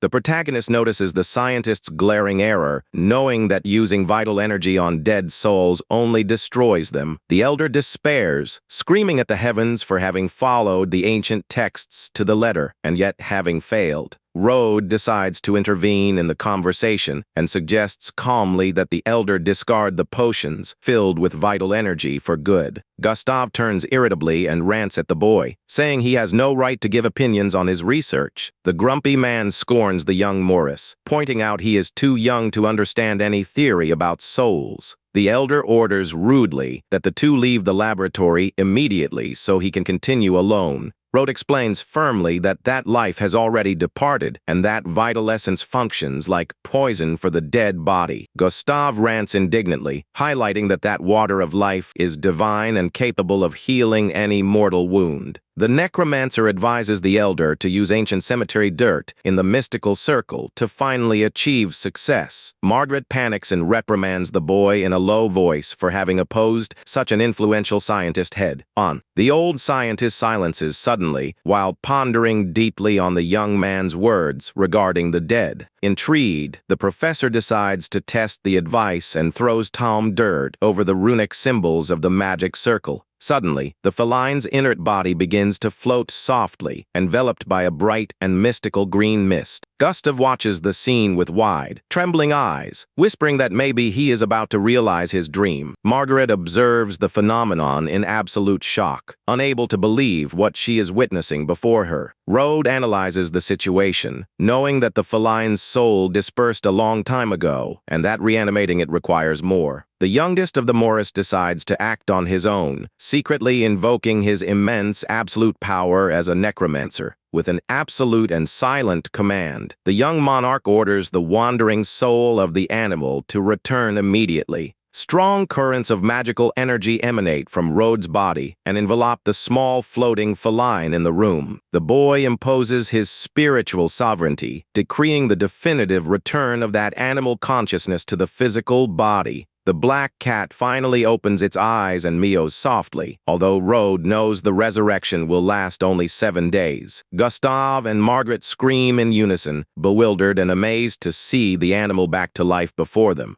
Beside himself, the elder runs to the boy and asks desperately where he learned that brilliant mystical theory. Margaret smiles proudly and introduces her pupil formally, revealing his full name as the Morris Hare. The professor exalts Rode's intelligence, calling him an absolute genius for breaking the fundamental laws of magic. Margaret widens her eyes, puts her hands to her mouth, shocked to see the grumpy elder praise someone in that manner. Gustav begs for more knowledge, while the protagonist changes the subject, claiming to have just a different perspective. The scholar finally remembers Margaret's request about the real reason for the young man's visit to the laboratory. The elder points to the floating relic and extends it toward the boy, showing the precious blue artifact. Gustav promises to deliver the jewel immediately if the boy agrees to fulfill a single condition imposed by him. The professor extends his hands, handing over a device, and demands that Rode officially become his assistant. Gustav promises to provide very rare materials if the young man agrees to help him rewrite the history of magic. The necromancer smiles, satisfied to realize that this partnership will give him access to valuable inputs for his evolution. Margaret tries to protest, but the professor tells her to shut up, claiming she lacks the capacity to be an assistant. The instructor puffs with extreme anger at the rude treatment and the unshakable stubbornness of the old research master. With great courtesy, the silver-haired young man bows respectfully and formally accepts the excellent proposal. Internally, Rode celebrates for knowing that a private laboratory and an official title will facilitate his plans. Gustav hands over a luxurious golden key, guaranteeing his new assistant free access to the room at any time. The master declares with pride that from that moment on, the boy assumes the important position of his chief assistant.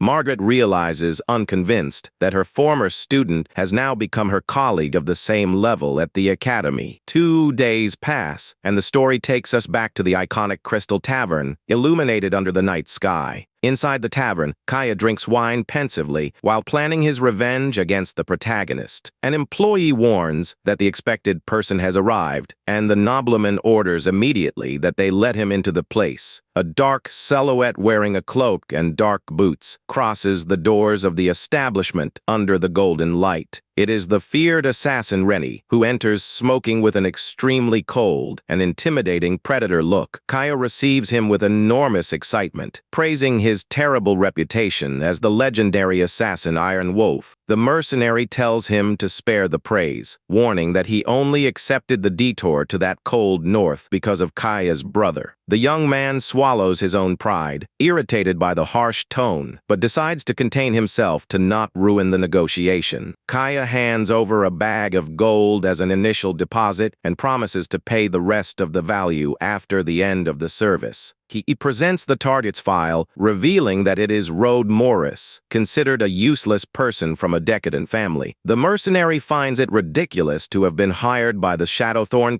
clan to eliminate just a simple, common student. Rennie scorns the mission, claiming he has no time for children's games, and that the target is not worth the effort. Kaya argues hurriedly that the boy allied himself with the Ashblade Harris, and that is a direct order from his brother. Upon hearing the name of the Ashblade clan, the assassin changes his expression, better understanding the gravity of the situation. The mercenary accepts the mission out of respect for the main contractor, but demands a final payment of 5,000 coins. Kaya hits the table relieved, guaranteeing he will pay any value as long as the wretch is eliminated for good. The nobleman asks for total discretion, and Rennie assures he possesses a strict code of conduct that protects his contractors. With a sinister smile, the assassin displays his glowing red eye, guaranteeing that his most complex missions never fail. Kaya celebrates sadistically, thinking that dark night will certainly seal the tragic final fate of the rival Rode. Under the cover of night, the masked assassin watches the top of the buildings, waiting patiently for the target's arrival. The mercenary adjusts his mask and focuses his scarlet predator gaze, remembering the information given by Kaya. He lurks silently from the top of a roof, aware that the silver-haired young man always passes through that dark alley. Rode walks alone through the dimly lit alley, not realizing he is being hunted like an easy prey in the night. Rode thinks of the exhausting routine with Gustav that prevented him from using the tear of the dead on his servant blade seat. Suddenly, the protagonist stops his walk upon feeling an uncomfortable, hostile presence watching him from the top of the building. Rode notices the opponent's strong aura, deducing he is stronger than Margaret and uncommon for that region. Suddenly, a red trail cuts through the darkness of the alley in a mortal charge directed against the protagonist. Rode stares at the attack with calm and questions himself if the aggressor is the owner of the magic circle destroyed in the forest. The boy simply yawns and decides it is better to knock out the enemy to interrogate him directly later. Rennie mocks Rode's tranquility in the dark alley, believing that the boy facilitated his own grave. The youngest of the Morris returns an extremely cold look, loaded with an immense blue mystical energy in his eyes. The assassin is startled to see the target's expression, realizing there is something very uncommon about that student. Irritated by the audacity, the mercenary screams, cursing the boy, and accelerates the blow to end his life once and for all. The warrior executes his special assassination technique, creating a barrier of fast cuts in the darkness. A massive thud echoes through the alley, followed by the sound of fresh blood drops, splashing on the damp stone floor. Rode blocks the mortal dagger, holding the blade with empty hands, and orders coldly that he reveal the mastermind. The villain is terrified to see his most lethal charge being nullified without the slightest effort by a mere student. The protagonist disarms the aggressor with ease, breaking the blade and leaving the opponent completely defenseless. The warrior is pushed back and falls to his knees on the floor, unable to understand the opponent's power level. In a panic upon deducing that Rode is an elite archmage, the assassin realizes the danger and decides to flee immediately. He transforms into a dark mist and tries to escape at high speed through the narrow corridors of that alley. Rode stares at the escape with disdain, warning that he possesses countless dark methods to make him tell the truth later. Blue mystical chains begin to emerge from the floor, blocking all possible escape routes of the invader. The colossal spirit of Bladeseed emerges from the shadows, bearing the passage of the dark mist and scaring the fugitive. Rennie enters into complete panic upon being confronted by the gigantic and terrifying skull face of the mystical servant. The giant specter extends his arm and captures the assassin with ease, immobilizing him totally in the air. A strong spiritual blow is delivered against the invader, making him scream in pain as he has his energy dissipated. The young man approaches the injured enemy and asks in a calm way if he is finally willing to collaborate. Rennie rants with fury, demanding his freedom, and threatens that much larger forces will come to hunt Road in the future. Facing the persistent refusal to speak, the silver-haired boy decides to use much harsher interrogation methods. Road extends his hand, which glows with a strong mental mana, preparing himself to invade and rummage through his memories. Road conjures his necromancy technique called memory echo to uncover all the secrets guarded in his mind. Through Rennie's mind, the silver-haired young man watches the scene of the assassination agreement made with the arrogant and spoiled Kaya. Upon discovering that Kaya and the Shadowthorn clan sent an assassin to kill him, Road decrees the fall of them silently. Still captured, Rennie begs desperately for his freedom, threatening the boy with the terrible power of Lord Bruce. Road smiles coldly, guaranteeing that it won't take long for the Shadowthorn clan to be totally wiped off the map. The boy adds that the soul of a beginner archmage assassin will serve as a rare banquet for his servants. A colossal skeletal creature emerges imposing from the shadows behind Road with a terrifying roar in the alley. Rennie cries of absolute terror before the bizarre monster summoned and begs uselessly for it not to approach. The mystical monster attacks the desperate assassin with tremendous ferocity, devouring him mercilessly in an instant. A reddish glow consumes the last remnants of Rennie's vital energy, wiping out his existence from there for good. The young man reflects that the Shadowthorn clan possesses enormous power in the north, and that he needs to wait for the ideal moment to act. Meanwhile, in the Crystal Tavern, Kaya drinks happily, celebrating in advance the success of the assassination. The nobleman smiles, convinced, believing that by this hour the detestable rival Road has already been eliminated completely from the earth. Kaya orders that they prepare invitations for a large celebration banquet that he intends to hold the following day. The next day, the official invitations for the luxurious party begin to be delivered to the academy students. Eleanor analyzes the envelope with suspicion and disdain, not understanding the reason for Kaya organizing a sudden celebration. Suddenly, Eleanor's eyes shine with immense joy upon noticing the protagonist walking through the location's corridors. The young woman of the Ashblade runs enthusiastically in Road's direction, calling him affectionately by his secret title. The silver-haired boy notices the ally's bothered expression and asks if the reason is the envelope she holds in her hands. She explains that Kaya is holding a luxurious, mysterious banquet and sent invitations to practically everyone. Eleanor expresses with disdain her deep annoyance with the host, guaranteeing she has no interest in going. The silver-haired young man smiles and advises the girl to attend, revealing that he already knows exactly the reason for that party. She questions, worried, about the fact that the host intentionally excluded the young Morris from the list of guests. Eleanor deduces that the exclusion is pure childishness due to the beating Kaya took before and complains of such petness. At night, the lights of the sumptuous party palace shine intensely under the starry sky, marking the beginning of the banquet. At the main entrance, the doorman in gala attire bar the guests, demanding the presentation of the physical invitation. A liner, in a beautiful blue dress, presents her invitation and declares with authority that Road is her official companion. The guard swallows hard and stares at the pair with apprehension, knowing he cannot oppose an important Ashblade heiress. Another employee whispers in a panic, warning that barring Eleanor's companion would bring the fury of the Ashblade clan. The doorman quickly changes his posture, bowing with respect and welcoming both young people to enter. Road thanks him calmly for the ride, and Eleanor smiles happily, apologizing for the inconvenience at the entrance. The imposing door opens, revealing the brilliance and luxury of the interior of the sumptuous hall filled with academy nobles. Near there, Kaya stares at the mirror and asks his lackey if the assassin Rennie has already returned to report the success. The lackey hesitates with great fear and considers if there is any chance the mystical elimination mission has failed. Kaya screams furiously, telling him to shut up, and asserts that an elite imperial assassin would never fail against a worm. The nobleman orders them to prepare the final payment gold coins, for the hunter will certainly appear soon. Meanwhile, classical music echoes through the hall, with several noble couples dancing under the large crystal chandeliers.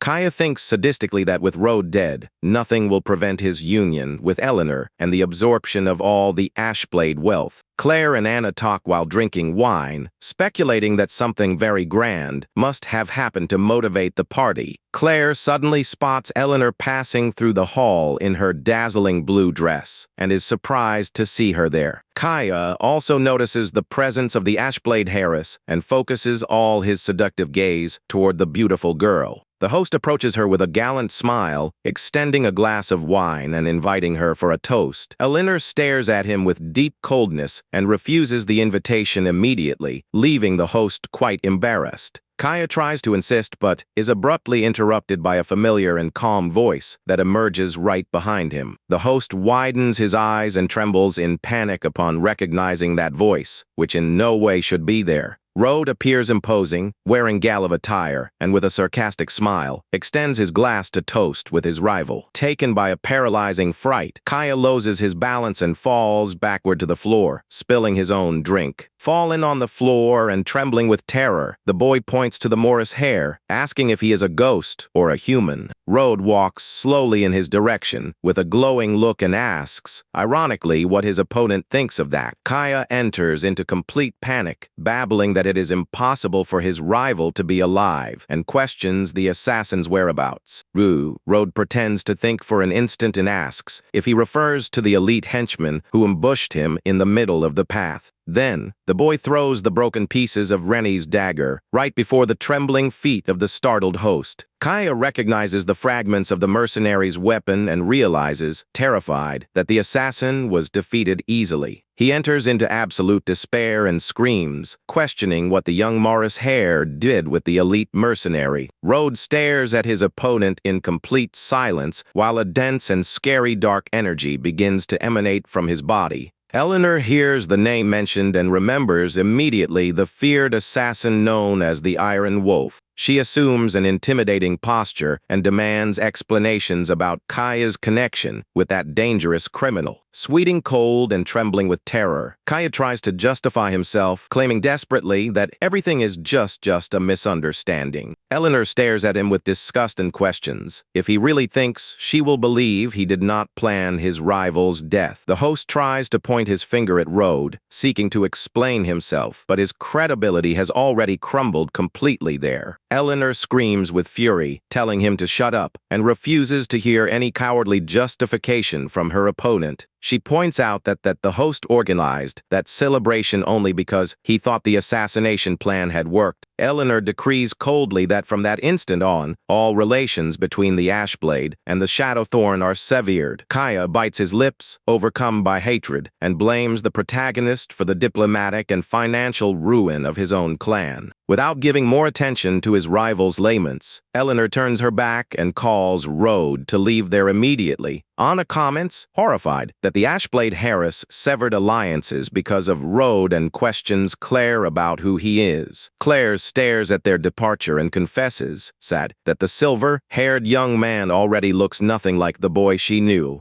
Under the moonlight, Rode and Eleanor walk calmly down the sumptuous staircases, leaving the party hall behind. Eleanor complains about Kaya's audacity in sending an assassin, claiming that insignificant insects do not understand his power. Who ponders that the assassin was too experienced to be sent by Kaya and deduces the involvement of the entire family. He warns that the Shadowthorn probably planned to attack the Ashblade and that his presence hindered their plans. Eleanor is enraged upon realizing that the rivals intended to take advantage of the previous weakness of her dear grandfather Igna. She thanks Rode, remembering that Igna recovered and became stronger, promising that her clan will follow his orders. The silver-haired protagonist sketches a subtle and intent look upon realizing he has such loyal allies. With a look loaded with immense mystical power, Rode orders the treacherous Shadowthorn clan to be totally annihilated. the dark and monumental Shadowthorn family mansion emerges under the black clouds in the terrifying silence of the night. In his private room, Lord Bruce answers the mystical communication device upon noticing it begins to glow. Kaya reports in tears that the assassin failed the mission and that his detestable rival attended the banquet alive and well. Bruce rejects the idea, incredulous, claiming that the hunter he sent was relentless and no common mage could win. Desperate, the youngest screams that the Ashblade severed diplomatic relations and blames the Morris heir for all the disgrace. Facing the gravity of the situation, the commander agrees seriously to return to the mansion immediately. Kaya sketches surprise at the answer and questions if his feared and powerful older brother will really return so soon. The young man smiles with malice, believing that Bruce's return will seal in definitive the death of the unbearable Road. 2 days pass in the large Magic Academy castle, and the scene focuses again inside the laboratory. Road works pensively, wondering why Kaya and his relatives remain in silence even after the threats.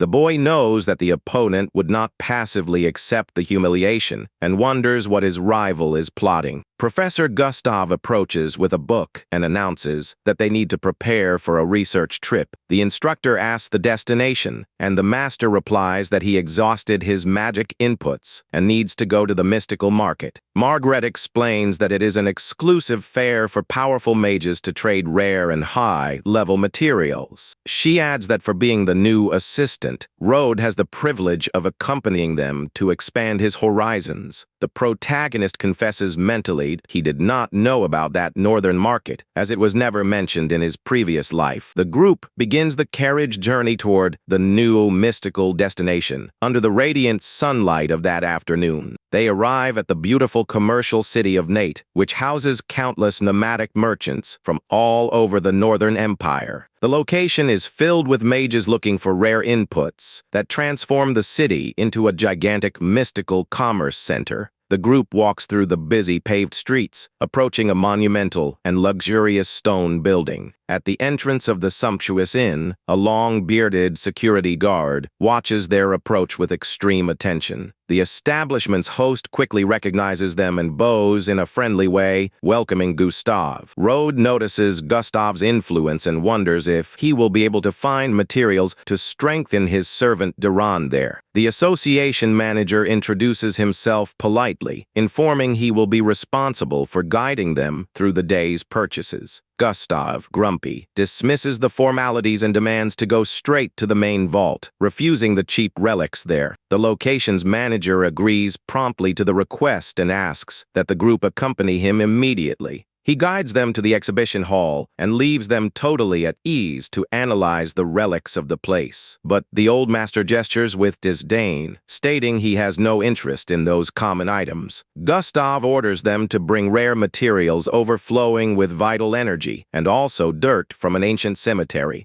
Rode observes a mystical bone on display, but realizes that the piece is nothing more than a rare item without great value. The silver-haired young man is disappointed upon noticing that the famous market possesses nothing truly innovative. He knows that real magic artifacts are legendary relics for which mages would fight to the death. Suddenly, Margaret hears a heated discussion about who would have found a valuable vital crystal first. She asks who the man is, and Gustav reveals, irritated, that the rival is the ambitious Professor Ball from the other academy. Rode focuses his eyes on the greenish relic and questions himself if that is really a vital crystal. He soon realizes that the item is actually just crystalline wind or modified to trick buyers. Gustav provokes his rival, accusing the old vulture of stealing everything that catches his attention in the mystical market. Ball smiles with malice and replies that in the market, goods belong to whoever pays for the relics first. The insult leaves Rode's master furious, while the tension between the two researchers increases in the hall. At this, Rode approaches and whispers that the coveted stone is just disguised crystalline wind ore. Gustav widens his eyes, extremely surprised, and asks in a low voice if the young assistant is sure of that. The boy stares back with total conviction and confirms silently the farce of that greenish ore. The master deduces that the item is not worth the gold coins charged and decides to let the foolish rival fall for the trick alone. He then calls the establishment's manager to decide once and for all who will keep supposed valuable jewel. Nervous, the employee explains that by the market rules, the purchase priority belongs to whoever makes the payment first. Ball displays the green stone victorious, saying he already made the payment and that the crystal now belongs to him. Upon hearing that, Gustav begins to laugh in mockery, making it clear he is extremely happy with that acquisition.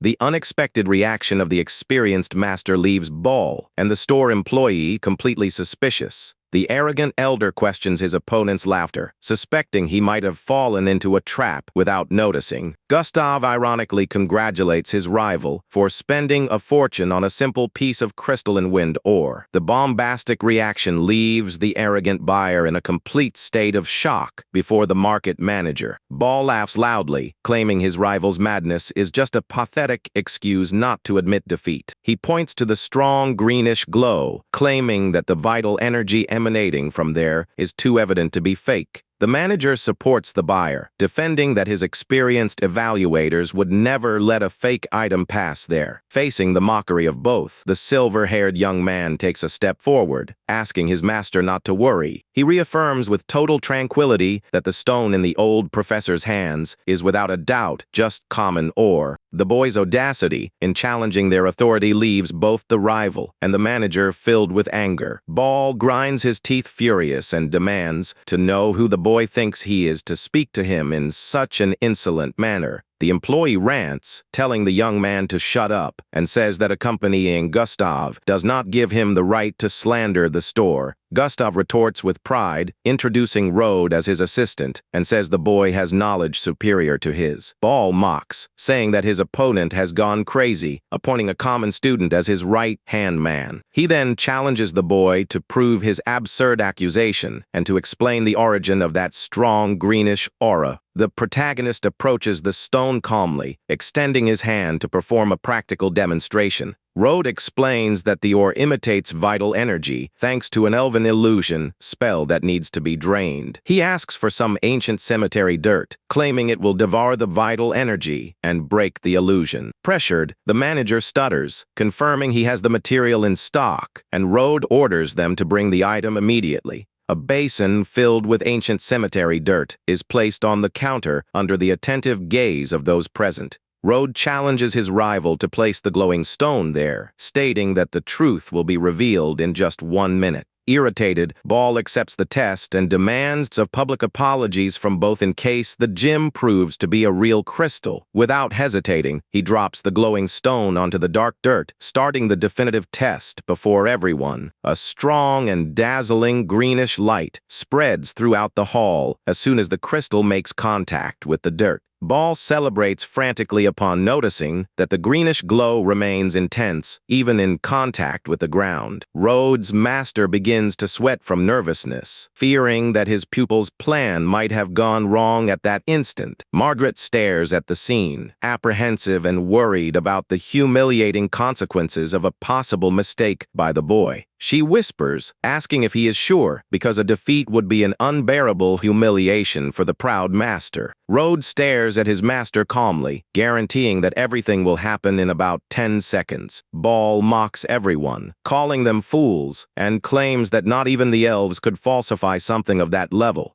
Suddenly, the location's manager lets out a startled scream upon seeing the great transformation before his eyes. The crystal's greenish glow begins to dissipate rapidly into the air while the farce is unmasked once and for all. Margaret is amazed to see the revealed ore, and everyone in the hall questions who was the evaluator of the lie. Witnesses whisper, mocking Ball for paying a fortune for a piece of useless rock with no value at all. The old professor grinds his teeth, overcome by overwhelming fury upon realizing he was unmasked in public. He explodes with anger, screaming at the location's employees, and accuses them of being a band of lying scammers. Gustav laughs loudly, thanking Rode for saving him from falling for that ridiculous trick that his rival now swallowed. Blinded by hatred, the old man throws the useless ore on the floor while turning his back to leave there as quickly as possible. Ball leaves furious and rants, threatening that they will still regret bitterly that humiliation. The market manager bows, trembling, and apologizes immensely to the group for all the disturbance caused. The defeated elder moves away furious, swearing mentally that that dispute is still far from ending. Gustav celebrates with much euphoria, saying he never felt so happy to see his historical rival be so humiliated. The master hugs his pupil and says that he can choose any material, for the laboratory will pay the bill. Gustav warns that he hopes not to see any more fraud there, and the manager guarantees, desperate, that it was just an accident. The experienced researcher just puffs with disdain and continues walking with the hall's shelves at his pupil's side. The employee sweats cold, wondering how a boy managed to be much smarter than all the evaluators there. However, a mysterious man with a metallic hat observes the two depart with a sinister look full of malice. He is enraged to see that the boy ruined his cheating plans and swears to take revenge on him in any way. But the scammer notices Ball's hatred and decides to use the old mage's anger to destroy the boy for good. Meanwhile, the furious Ball walks with long strides through the mystical market square, trying to contain his anger. He grumbles with anger for not imagining that his rival could find such a sharp assistant. The elder laments the great financial loss and realizes he will become a joke at the academy if the story spreads. Suddenly, an unknown voice calls him by name, making him stop his walk, quite suspicious. The mysterious falsifier disguised as a guard appears before the professor with a very calm and imposing posture. Ball asks irritated if the man works in the market and demands to speak directly to some manager to be identified. The guard asks for calm, claiming the fair team is as shocked as he is and will investigate the incident with rigor. But the trickster smiles subtly and spreads the false rumor that the store evaluator was in secret contact with Rode. The slanderous information catches the old man by surprise and makes him widen his eyes in absolute state of amazement. The professor questions, shocked, if all that humiliation was actually a trap plan to steal his gold. The swindler pretends modesty, saying he is just a simple employee reporting the secret conversations he overheard. He instigates the old man's mistrust, pointing out how suspicious it was for a simple student to know everything with such certainty. Upon hearing the malicious gossip, the proud Ball begins to give a sarcastic laugh while fury grows in his chest. The old man agrees, saying everything makes sense, and concludes that his arch-nemesis Gustav organized the hit against him. He then stares at the mysterious guard and questions with suspicion what his true reason is for revealing all that. The liar justifies himself by saying that in case the fraud rumor spreads, the mystical market's businesses will be ruined. Ball gives a smile on one side upon realizing both share the same dark objective of destroying their adversaries. The fake guard agrees with his head, sealing a dangerous alliance based on lies against the young mage. He moves away with long strides, swearing with mortal hatred that Gustav and his assistant will pay very dearly for that offense. The elder grinds his teeth, wishing to teach a merciless lesson to the rivals who dared to play with his pride and his fortune. The mysterious guard turns with a fast movement and disappears into the middle of the bustling crowd of the great square. Under the metal helmet, the trickster sketches a diabolical smile, extremely satisfied with the success of his plan. Meanwhile, the group of researchers continues exploring other fair stalls in search of true inputs. Gustav crouches before a nomadic seller to examine in detail several relics spread on the carpet. The master analyzes a dark jewel and complains, irritated, upon noticing that the item is just an empty shell without any magic. Next, he evaluates a vase with dry branches and discards the plant, claiming that wilted species has no utility. Rode observes the surroundings pensively upon noticing that the sellers there do not possess the materials he needs. But suddenly, the young man feels a strong vibration of vital magical energy emanating from a pile of dark stones. He widens his eyes upon recognizing a rarest blood wood that forms only in places with extreme climate. Rode notices that the wood is fossilized but contains an immense magical energy ideal for stabilizing souls in rituals. Suddenly, the boy widens his eyes upon feeling another spiritual and mystical presence coming from that same pile of items. It is a bizarre skull staff with a glowing purple gem embedded in the center of its bony structure. As a necromancer, he recognizes a fragment of hell or hidden there that will help him evolve his dark powers. He feigns disinterest and asks the merchant the value of those stones, saying he will use them as a shim for shaky tables. The seller smiles, explaining that the items came from northern tomes and that the evaluator already confirmed they are worth nothing. He charges only 5 silver coins for each stone, leaving Master Gustav curious about the young pupil's interest. Rode takes the chance and offers 50 silver coins to take that entire lot of supposed useless junk. Thinking he is making an excellent deal, the humble merchant accepts the proposal promptly and with much joy. The seller hands over the bag containing the valuable relics into the hands of the silver-haired young man without suspecting a thing.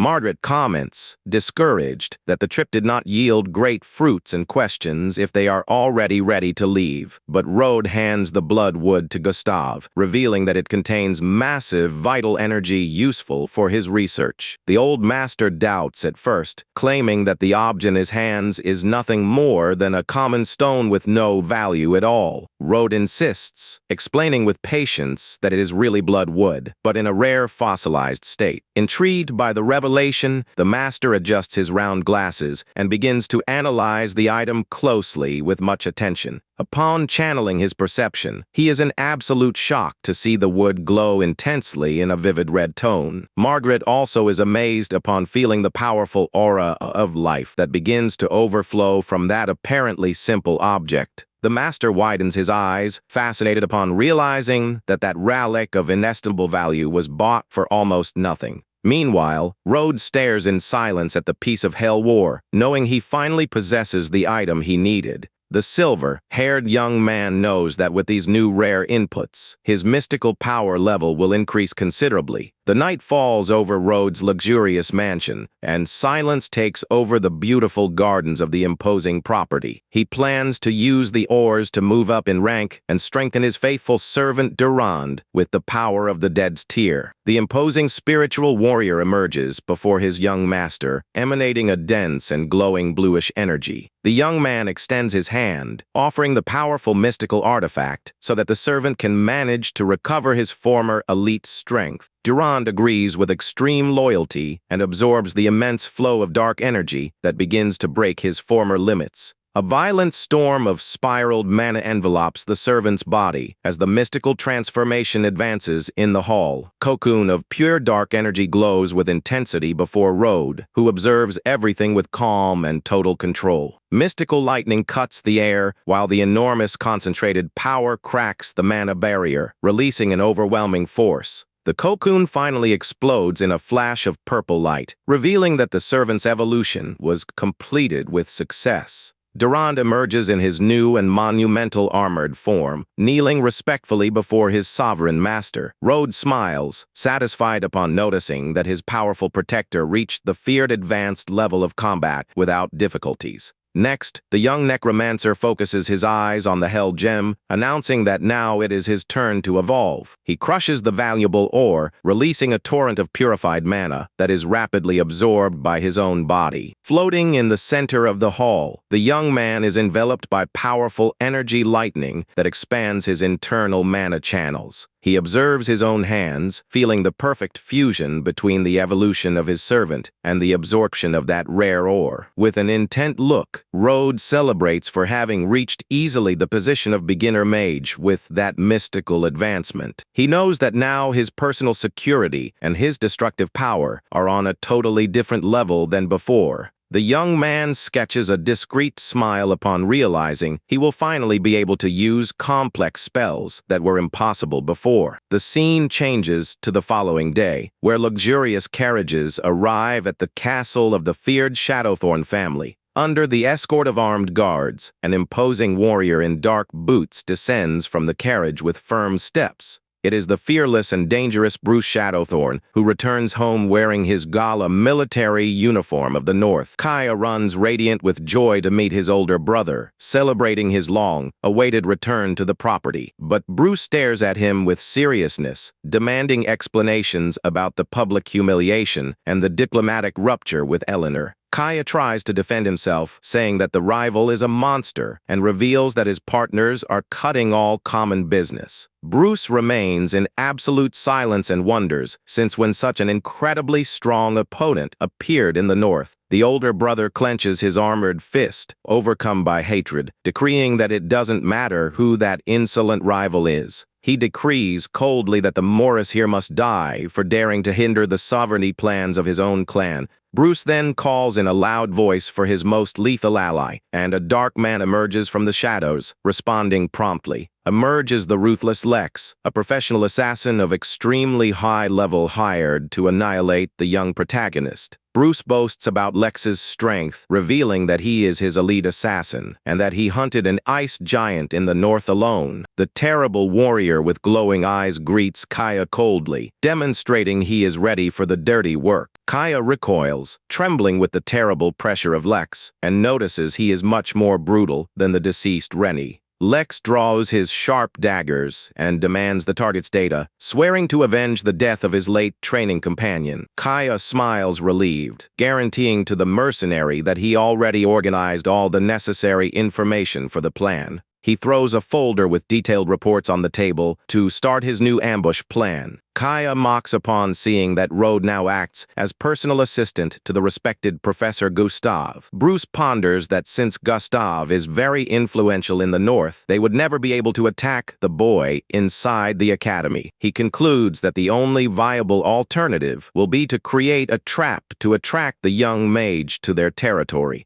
The blonde young man has an evil idea and suggests inviting the rival to a banquet, feigning an official reconciliation. He laughs, imagining that he will use the apology request to assassinate the Ashblade Patriarch at the banquet. Bruce listens to the suggestion in silence, finding fantastic the idea of annihilating all his main enemies together. The leader agrees seriously, deciding that they will do everything with total perfection to leave no room for failures. The trio of villains plans to eliminate their rivals once and for all to assume absolute control over the North. The next day, the focus of the story shifts to the beautiful and gigantic main property of the powerful Ashblade family. Eleanor enters the office and asks her dear grandfather Igna what he is reading with such attention on that paper. The elder relates that the Shadowthorn heir sent a letter offering generous indemnities to seal the peace. But the young Harris warns, suspicious, that a hypocrite like Kaya would never apologize without having ulterior motives. The veteran places the document on the table, agreeing fully with the sharp-wittedness of his adored granddaughter. He points out that that is an obvious trap and tells Eleanor to consult the Grandmaster Rode to decide what to do. The young woman with blue hair agrees immediately, deciding to go meet the protagonist to report the invitation. Rode listens to the entire story in his room while observing a golden medallion float before his blue eyes. The boy finds the reconciliation attempt ridiculous and comments that the opponent's trap is clumsy and too bold. He sketches a smile upon realizing he will have the ideal chance to destroy the rival family once and for all. The next day, the procession of noble Ashblade carriages arrives under the moonlight at the gates of the Shadowthorn Castle. A knight greets Rode at the entrance and warns that his lord ordered him to take him to the party hall. The silver-haired young man adjusts his bow tie calmly, ready to enter the sumptuous location of the banquet. The old patriarch Igna confesses to Rode that he feels extremely safe, knowing the young man will be at his side there. He adds that the enemies don't even dream that his illness was cured, and they will pay dearly for trying to trick them. The atmosphere of mystery and danger hangs at the castle gates, which are watched by mysterious masked mercenaries. Kaya receives them with a fake welcome smile and offers sincere apologies for the errors committed in the last days. The host bows respectfully while thinking with pure malice that who laughs last always laughs much better. He vibrates internally, knowing his guests will fall into his brother's magic barrier and Lex's sharp blade.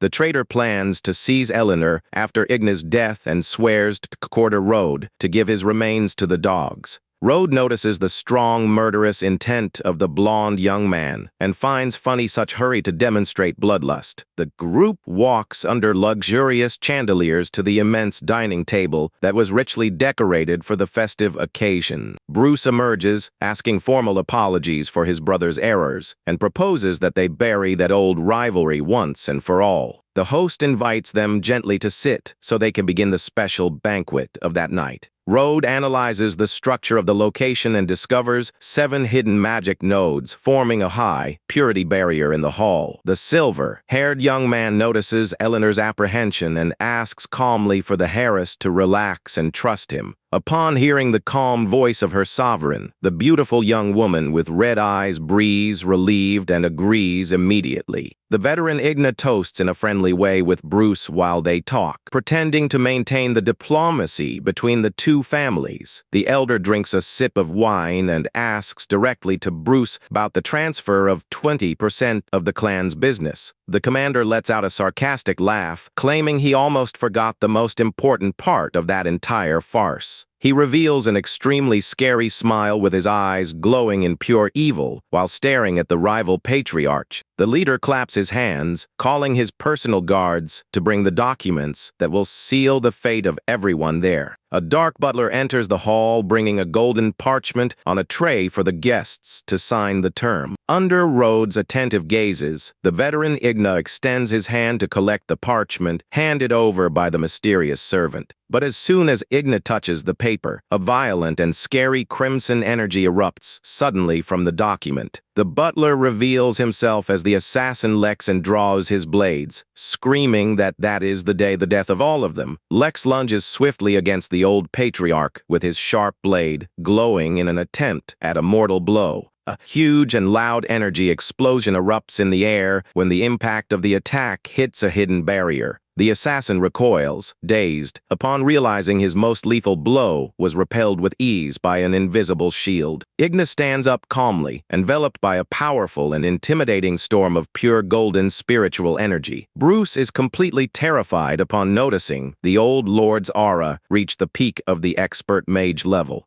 The patriarch reveals with disdain that he was totally cured by a grandmaster and became even stronger than before. Bruce warns that there is no way to retreat and orders Lex to fight at his side to annihilate the guests for good. The two villains lunge in sync, firing fast blows in an attempt to break the defenses of the experienced elder. The Ashblade patriarch sketches a confident expression, demonstrating that he fears nothing of their combined charge. He challenges them to come with everything, promising to teach an unforgettable lesson to those insolent aggressors who surround him. At this instant, the large and bright purple magic entrapment barrier is activated completely in the hall. Igna notices the spell's emergence and widens his eyes upon recognizing the feared magic annulment circle in the location. The elder tries to channel his mystical strength, but discovers, horrified, that his mana flow was totally blocked from there. Bruce celebrates cruelly, revealing that he spent a fortune on the annulment barrier just to guarantee his victory. Eleanor enters into complete panic upon seeing that her beloved grandfather lost his powers and screams for him in absolute despair. Even without being able to use spells, the old man demonstrates incredible physical agility by dodging the adversary's blows.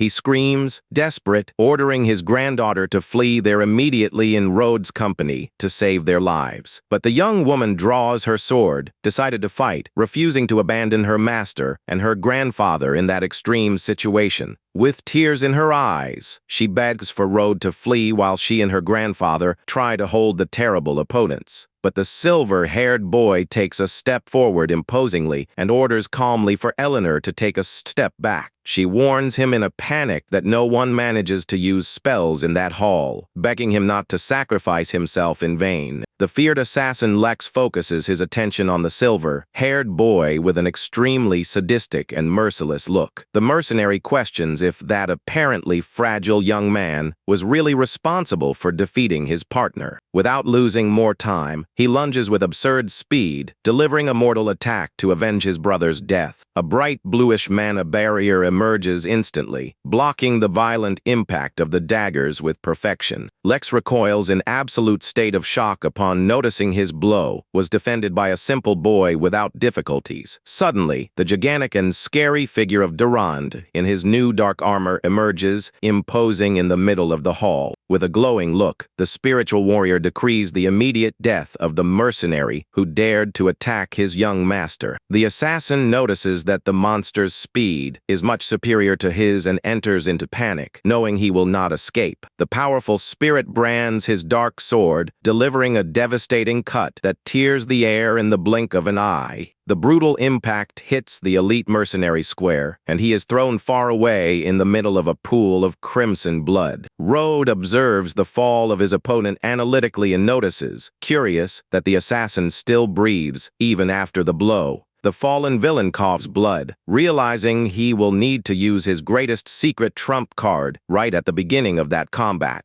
Lex activates a red demonic aura thanks to his divine blessing and stands up, revealing that it saved his life there. Bruce watches everything from the other side of the hall, completely stunned, unable to understand what is happening there. He yells, incredulous, questioning how a simple beginner manages to conjure magic under the powerful enrollment barrier. Rode responds with total scorn, stating that necromancy is not a conjuration of inferior magic like they think. The boy points out with arrogance that the enrollment circle they are so proud of has not the slightest effect on him. Dozens of bright blue mana chains begin to float around the protagonist, demonstrating his total power. With an intimidating look, he reveals that his powers come from a forbidden art that does not even belong to that common world. The immense mystical pressure of the boy makes the enemy leaders recoil, trembling with terror before him. The startled Kaya questions desperately about the nature of that dark entity protecting the silver-haired young man. Overcome by hatred, Lex yells, saying the rival will die regardless of the trick used to bypass the circle. Bruce joins the attack, lunging with lethal determination against the young protagonist to end that once and for all. He concentrates all his physical strength, preparing his most powerful destructive technique to crush Rode's defenses. The aggressor sketches a confident expression, believing his crushing blow will destroy any barrier easily. But the heavy fist collides directly against Dron's indestructible shield, and a loud thud reverberates through the hall. To the aggressor's despair, the blow does not even scratch the mystical barrier, and his arm begins to tremble before the impact. He widens his eyes in panic upon noticing that his attack with full strength caused no type of damage to the opponent. Meanwhile, the assassin Lex uses his dark skills to retreat strategically, seeking a new position. Eleanor trembles with terror before the enemy's immense aura and realizes, desperate, that she cannot even move. The assassin Lex resurfaces from the shadows, enveloped in an insane fury, ready to tear the silver-haired young man apart. The protagonist just stares at the aggressor with a bored look, demonstrating that attack poses no danger. Durand emerges in the blink of an eye and grabs Lex's neck with brute force, interrupting his charge totally. The feared dark warrior tightens his armored hand, making the adversary suffocate and spit much blood through the hall. Rode points out coldly that heroic spirits are nothing more than stubborn souls who refuse to leave this world. He decides to show the enemy the true meaning of death, channeling his feared necromancy over the victim. The young silver-haired boy channels his man mana while Lex's body begins to burn and dissolve before him. In a panic, the assassin screams, desperate, begging not to lose his blessing, as he knows that will result in his death. He yells, asking for mercy at the moment his body is consumed by the devastating energy of Rhodes' necromancy. In his last moments of life, he threatens that his master will avenge him in case Rhodes decides to eliminate him for good in that hall. The terrible mercenary calls the protagonist a filthy monster while his flesh is completely pulverized into the air. Kaya stares at the scene paralyzed by terror, unable to believe that his elite warrior was defeated with ease. Only the mummy, like head of the assassin, remains on the hall floor as proof of the young necromancer's scary power. Even the veteran Igna cries with emotion upon witnessing the ease with which Rhodes eliminated a mage with divine blessing. Kaya crawls desperately on the floor, begging for his older brother to save him from that terrible situation. The blonde young man cries with terror, grabbing Bruce's legs, and begs for him to destroy Rhodes so he won't be killed. But the commander kicks the youngest without mercy, calling him useless and demanding he get out of his way immediately. Rhodes and his imposing servant just observe the pathetic family fight of the adversaries with a threatening and cold silence. Bruce questions furiously about what would be the real identity of that scary silver-haired boy. The leader realizes, frustrated, that the role of hunter and prey had been totally inverted since the beginning of that night. Bruce tries to negotiate his survival, offering all the riches and possessions of his clan in exchange for their own lives. The silver-haired young man listens to the proposal in absolute silence without demonstrating the slightest intention of accepting the agreement. He points out coldly that in case he decides to eliminate them, all their possessions and riches will belong to him anyway. Kaya despairs and tries to betray his own brother, claiming that it was Bruce who planned the entire assassination plan. The coward turns to Eleanor and begs in tears for the young woman's forgiveness in the pathetic hope of saving his own skin. Eleanor stares at him with fury in her eyes, reminding him that her family now follows only the orders of Grandmaster Rhodes. The revelation leaves the blonde young man in a complete state of trance upon realizing the total ruin of all his ambitions there. Suddenly, Bruce delivers a crushing blow against his own younger brother's back, covering the hall in blood. Kaya spits blood, extremely shocked upon realizing he was brutally struck by his own and an adored older brother. Bruce pulls his bloodied fist with extreme coldness, ignoring completely the laments of the youngster agonizing on the floor.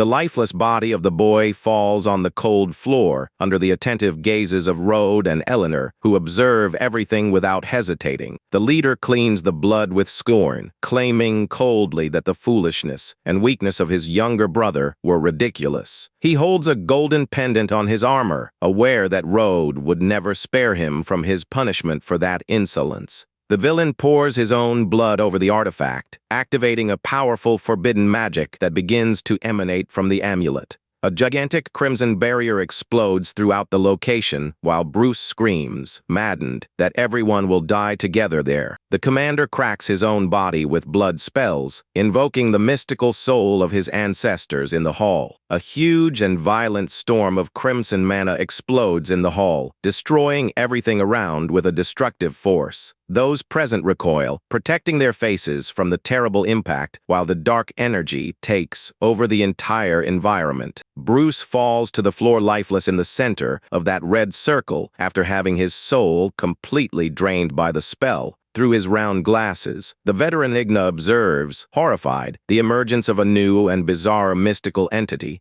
The smoke dissipates, revealing Bruce's corpse possessed by a powerful and scary ancestral soul of his clan. A violent pillar of pure crimson energy is fired against the castle ceiling, demonstrating the absurd level of strength. The bizarre creature possessed smiles and comments, satisfied that the physical strength of that new body is excellent. The ancestor celebrates for having his soul invoked in a young receptacle after 300 years imprisoned in darkness. He laughs in a scary way while a terrible storm of dark magic begins to emanate from his hands. The monster yells thirsty for blood, declaring that he finally returned and will destroy anyone who dares to challenge him there. Eleanor drives her sword into the floor, trembling with terror, unable to endure the intense spiritual pressure that crushes her. She realizes, desperate, that the force of that entity surpasses by far the level of common advanced mage and enters into panic. Igna recognizes the terrible and dark forbidden art, realizing, scared, that Bruce was possessed by an evil ancestor. Rode makes a gesture of disgust, complaining of the terrible smell of rot, and says the dead should just rest in peace. The ancestor possessing Bruce's body stares at the young mage, promising to offer his blood as a sacrifice for his clan. He begins to gather an immense amount of crimson and full energy, preparing a dangerous attack technique. The monster lunges, deciding to immobilize the powerful servant Durand first with his cursed blood chains. A gigantic puddle of boiling blood emerges under Durand's feet and traps the mystical warrior completely there. Free of obstacles, the ancestor jumps with absurd speed toward the young Morris Hare in the hall. He delivers a blow of cutting claws and screams furiously, ordering the silver-haired young man to die at once.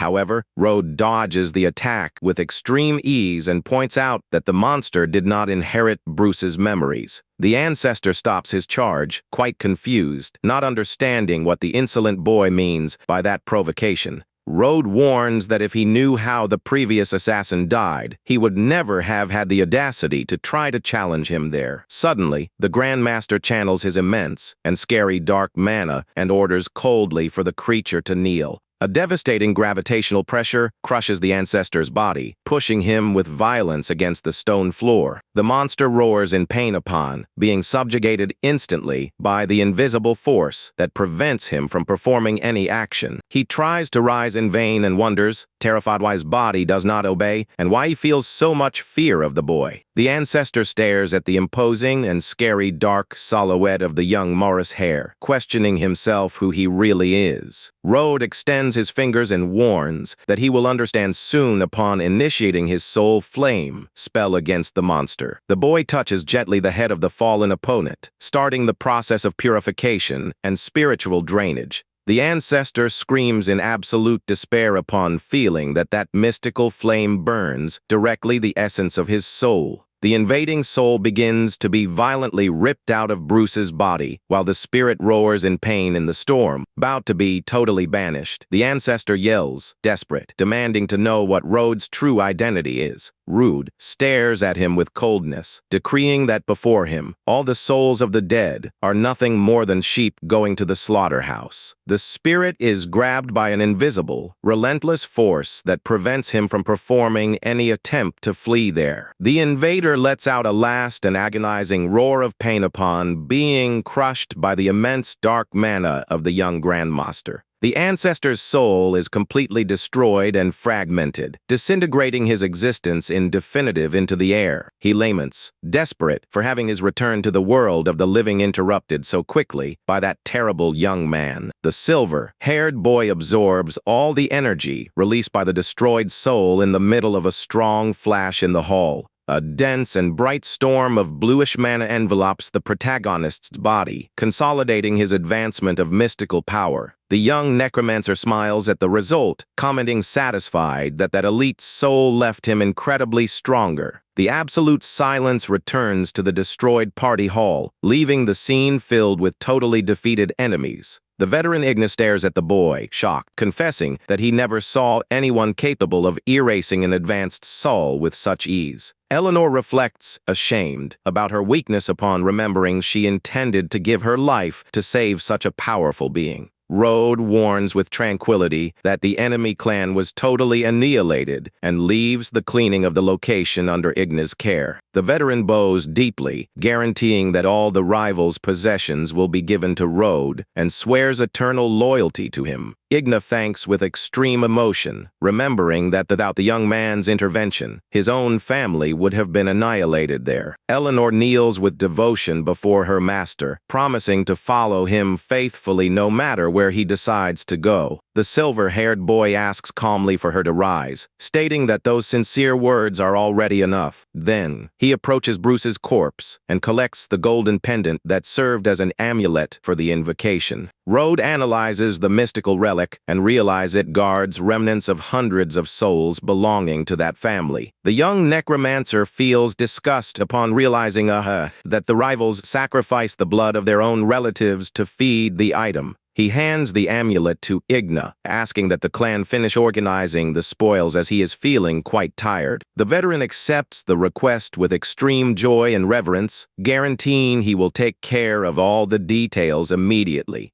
Rode walks calmly through the terrace under the sunset light, observing the horizon with a thoughtful and free countenance. Igna comments to Eleanor that the entire Northern Kingdom will change from now on and promises to follow the boy no matter what occurs. Time passes, and the darkness of the night covers Rode's sumptuous mansion, bringing back silence and peace to the property. Meditating in his room, Rode celebrates the increase of his powers after having absorbed, complete, that ancestral soul of the clan. He focuses on his daily training, knowing that now he is not very far from advancing to the next elite mage position. The boy reflects on the sacrifice method used by the rivals and questions himself if that has a connection with the Headless Knight. He decides to order his subordinates to investigate the mystery thoroughly, knowing he will discover the truth soon. The young necromancer decides to wait patiently for the reports, and 3 days pass in the beautiful and calm property. Eleanor approaches, bringing news about the spoils, and invites him to participate in an auction organized by her grandfather. Rode refuses the invitation politely and warns that he prefers to leave all the proceedings of the spoils under their care. The silver-haired boy returns to the academy laboratory, and Professor Gustav quickly calls him by name. The old master warns happily that he arrived at the ideal time and that he will need to accompany him on a new field outing.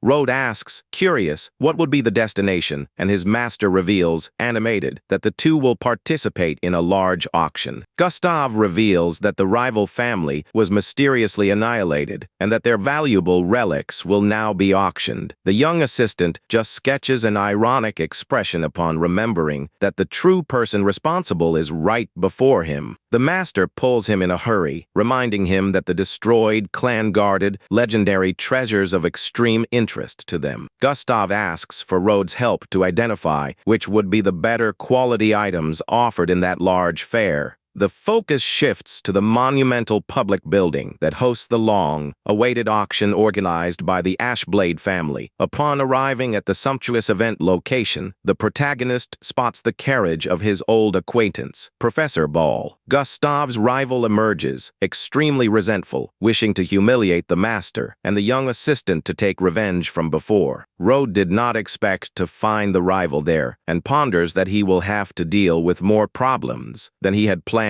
for the day. Suddenly, Claire emerges at the entrance beside her grumpy friend Anna, who questions arrogantly what Rode is doing there. Anna reprimands him in a loud voice, warning in a harsh way for him not to think he is important for knowing the noble Eleanor. Claire intervenes, worried, reminding that Rode's family was not invited, and offers her company for the large auction. She says she knows about his financial difficulties and offers to pay for any item he wants, but Rode refuses. Anna pulls Claire, irritated, demanding that she forget that penniless boy, as the gala event is already about to begin. Meanwhile, Gustav and his rival Ball begin a heated debate as soon as they meet in the middle of the luxurious corridor. Ball boasts, saying he brought a gigantic fortune to guarantee the rivals leave there without snapping up anything of value. The presumptuous professor swears to himself that he will not be tricked in a humiliating way, as occurred in the Nate market. Gustav mocks upon remembering that the rival paid a fortune for a useless stone, and Rode guarantees that his plans will fail. The experienced master dismisses the help, claiming he will take care of the adversary alone, and heads straight to the large auction arena.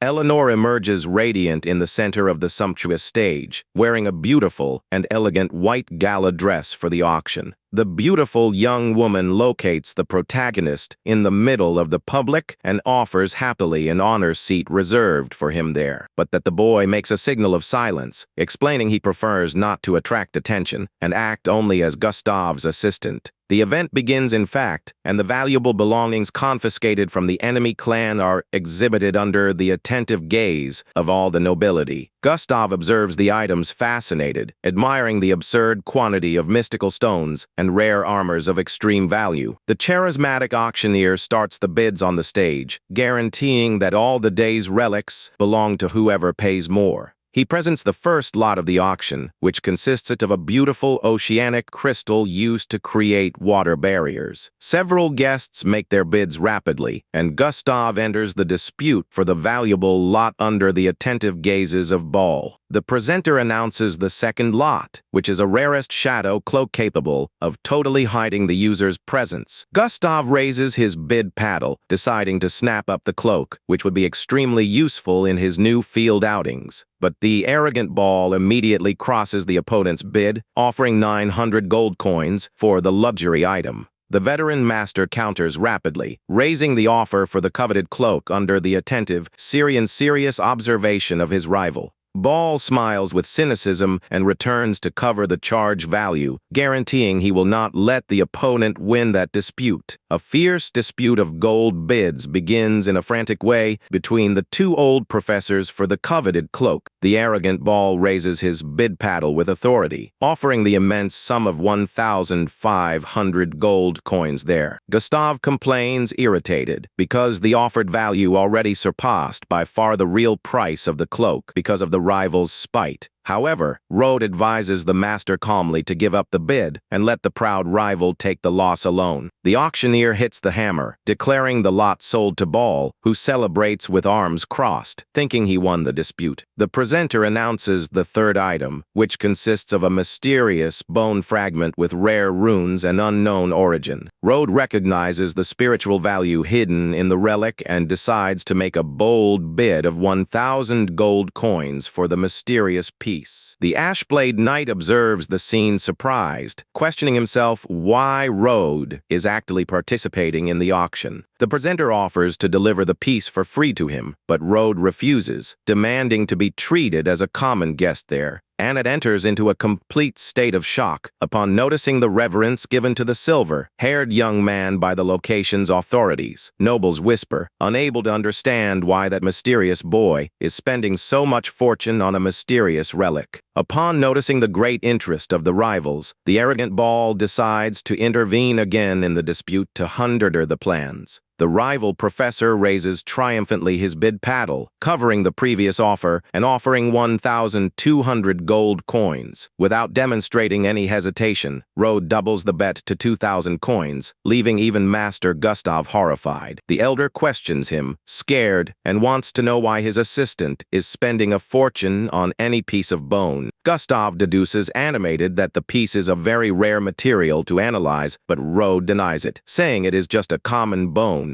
The silver-haired young man smiles on one side, insinuating he will use the piece to make rival Ball spend his fortune for nothing. Thinking it is a secret relic, Ball raises proud his paddle, offering 3,000 coins for the fragment. The public observes the dispute shocked, commenting in a tone of gossip that the mysterious piece must be a valuable hidden treasure. Rode pretends to lament and congratulates the adversary for spending an immense fortune of gold on a useless bone fragment. Ball widens his eyes and grinds his teeth with terror upon realizing suddenly that he just fell for another large trap. The auctioneer hits the hammer animated, congratulating the elder for snapping up the coveted fragment for 3,000 gold coins. Gustav laughs loudly in mockery, reminding that the rival did not learn the lesson after being tricked in the market previously. The tricked one boils with anger, clenching his fists and cursing internally the smart boy for having made him a fool again. Anna whispers to Claire, scared, warning that Rode is extremely dangerous and seems to like making new enemies. Gustav congratulates Rode for the cleverness and asks, curious, what is the real connection of the boy with the powerful Ashblade family. On stage, the dynamic presenter calls the attention of all the guests to announce the next lot of relics of the dead day. Free of the adversary's interferences, Master Gustav manages to make his bids with tranquility for the auction pieces. Ball's assistant warns, worried, that they cannot spend more funds under the risk of being charged by his master.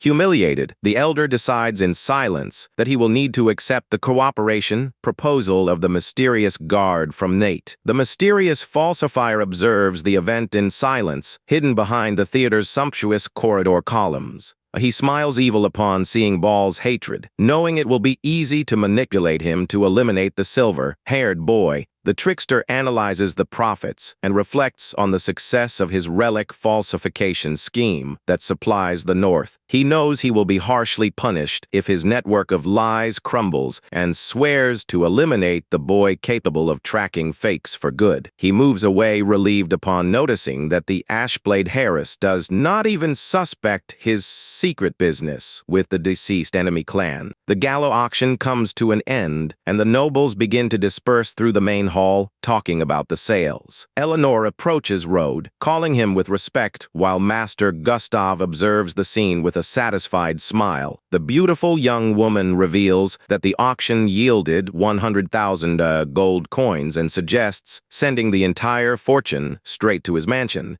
Rode agrees with the suggestion, and the Ashblade Harris celebrates happy for managing to help her beloved and young master. On the other side, Ball leaves irritated, telling his assistant to shut up and not touch the subject of that bone anymore. The mysterious falsifier observes silently the two walk away through the theater's corridors, keeping his plan active. The criminal whispers with mortal hatred, declaring that the smart young man dug his own grave upon interfering in his businesses. Then, he squeezes a medallion with a purple jewel, activating secretly the communication network of his faction. The falsifier answers the transmission call and reports the progress of his secret mission to his mysterious allies. He confirms the target was located in Orience, that Ball be manipulated to carry out the definitive attack at the academy. Suddenly, a fast and precise sword cut shines in the darkness of the alley, interrupting the silence of that same night. Mysterious warrior in a suit emerges from the shadows and corners the elder Ball, pressing the blade against his neck. The warrior in a suit reveals to be an agent of the Veil of Shadows faction and says he wishes to make a secret agreement with the elder. Ball freezes with terror upon noticing he did not even feel the presence of that lethal assassin and questions what the group wants from him. The invader asks for calm, putting away his blade, and reiterates he does not intend to kill him, but to seal a profitable cooperation. The elder questions him, suspicious, about what an assassin guild could offer a renowned professor like him. Under the moonlight of the night, Professor Ball's carriage heads silently back to the kingdom's dark roads. The silence and darkness of the night take over Rode's beautiful property, bringing calmness to the young man's rooms. Rode uses his communication device in his room to obtain news about the secret investigation in progress. The loyal warrior Kite responds directly from the search location, informing that in principle the cave is empty of treasures. However, he displays some mystical stones of high purity, revealing it to be uncommon to find materials of this quality there.